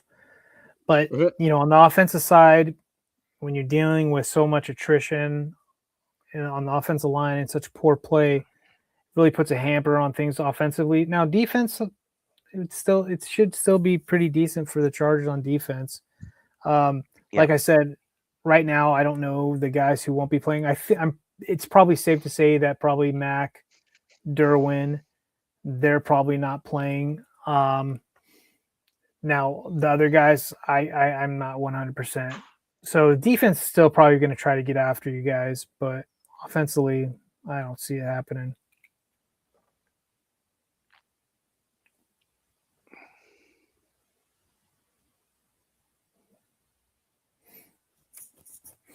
Anyways, so let's give our quick score predictions, and then okay. we will end it there. Do you want me to go first? You want you to Yeah, go go first? first because I go first because I'm just I don't want to give something super outrageous. I didn't even write anything down. I have this as a 31-point game for my Denver Broncos. Yeah, I can see that. I think that this is going to be a closer game than you think it's going to be, simply because division rivals and Harbaugh is not going to want to be completely blown out. Now, I also think that Peyton is going to hold back some starters if the game gets ahead by, say, 2 scores, or maybe or even 3 scores, like maybe like 2 scores and a field goal. I could see Sean Payton pull some of his starters, just kind of play the game a little bit more conservatively. So I could see this being about a 31-point game for my Denver Broncos, and I believe that you're going to end up seeing maybe a touchdown near the end of the game was like a garbage time style touchdown, potentially with a Trey Lance or whatever. Just because the Broncos have kind of maybe sat a couple of their starters and it kind of comes Sure. back to bite them. But ultimately, I see this being a 19-31 game for the Broncos. That's close. What I just wrote down is pretty close to what you said. I've got this. Yeah. I've got this. 28 Broncos, 13 Chargers. Yeah. I think like I said, I think there's a touchdown in there, and I think there's 2 field goals in there. I think there's like 2 like long attempts at a field goal, especially being up in Mile High, and Dicker probably trying to redeem himself from last week. And then, yeah, I could see you guys probably pulling guys in the fourth quarter and such like that. Maybe that's where the touchdown comes from. Who knows? But Yeah, that's my thought process there as well. We also have a fair number of defensive injuries, like Corene Reed. He's back to finally being a full participant. We have Greenlaw, who's going to be out for this foreseeable future with yet another injury, because why not? It's Dre Greenlaw. dude, it's like clockwork with some players, man. Yeah, and so Corene Reed, you heard me talk about him in the preseason. Jordan Turner, another guy you heard me talk about in the preseason. And guess what? They've been starters. Also, guess what? They've looked really good. So it's like, So it's like, you know, at some point, I think you just need to be honest and say, like, even if Dre Greenlaw is like a really good player, and he is, by the way, for the record, yeah, if you can't stay on the field, then you're really not helping your team. And that's not a knock on you as like your skill level. You don't have the health to back it up. It is what it is. I'm just looking at some of these injuries, like who are potentials. Like St. Juice will be back. Okay, it's gonna be pretty sad. So it's probably gonna be, if I had to guess, running back wise, it's probably gonna be Vidal and Patterson going. It's probably just gonna be those two going against you guys. Two like smaller style backs. Yeah. Yeah, man, I don't know. Oh man. Yeah. Anyways, it is what it is. Yeah. It's gonna be interesting, but I'm not looking forward to it. Now, if I look at it from your way, looking at young basically guys, for the most part. yeah, yeah. AFC West. Did you see the AFC I believe West we're going to camp? see the bench. Sorry, what I think we're having. What do you mean? But did you, Peyton? I haven't even seen him on X. Did I know the Broncos won the West, and Peyton was like, I didn't even see him. I think he's like, from what I heard, they're ugly. I haven't even seen what they look like. Did you see him? Peyton and the Broncos are refusing. They're refusing to even release them to the players, have them worn in public. Sean Payton is put his stock 100% in the first round bye and first seed of the West. Mm-hmm. And his whole thing is, you're not champions of anything until you get the first round bye. Okay. Because I was like, I hadn't seen like the hats or t-shirts or anything. You can go on the Broncos website. They have them posted there. But Sean Payton has intentionally withheld the gear, if you will, from the team, because he's basically treating it as it means nothing unless you get the number one. Like, it makes nothing. Like, you have failed unless you're a first, like you're a first round bye. I can see that. I can see it. Yep. And you got to find motivation for your players somewhere, and I think that's what Sean Payton has done here.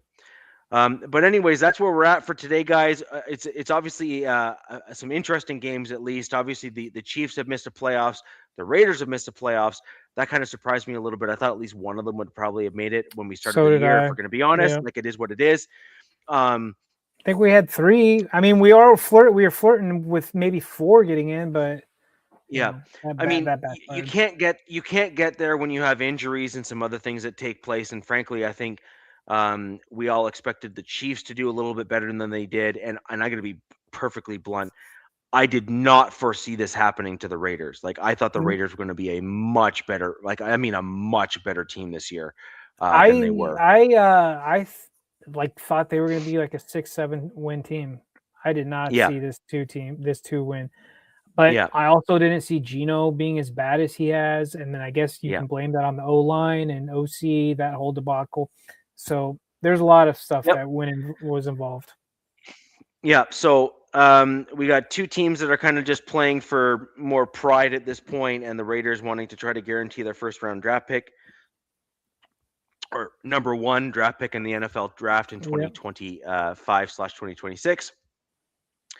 And then we got the Broncos and Chargers. The Broncos are basically trying to solidify their number one seed in the AFC West, which is a big deal for my Denver Broncos. We still have a few injuries that we are trying to recover from. One that is notable, by the way, J.K. Dobbins. Yeah. That first round bye will allow us to likely get him back for that first go round back in the playoffs. And I that'll be heard an he's important not thing coming for us. back. Now you're thinking he might come back, or he is? All indications are within Broncos country that he is on track to come back for that first game back after the first round bye. So That would be a huge boost for you guys. Huge boost. Yeah, and obviously the hope is that that's the case. And then there's some other kind of interesting pieces. I will again go on record saying that the Broncos desperately need a truly big back, like a legit big back, like as in like Hampton size running back. Like we need a guy who's like 6'1", 240, kind of, Are you saying for the playoffs or for next season? No, I just mean in general. Like when you look at where we're at right now, you need a guy that can have some durability with a combination of Najee size Harris is and probably frame. going to be a free agent next year. Yeah, I don't like Cyclopses. Well, and then also, what was it, Achilles? Yeah, it's Achilles. Yeah. Popped his Achilles.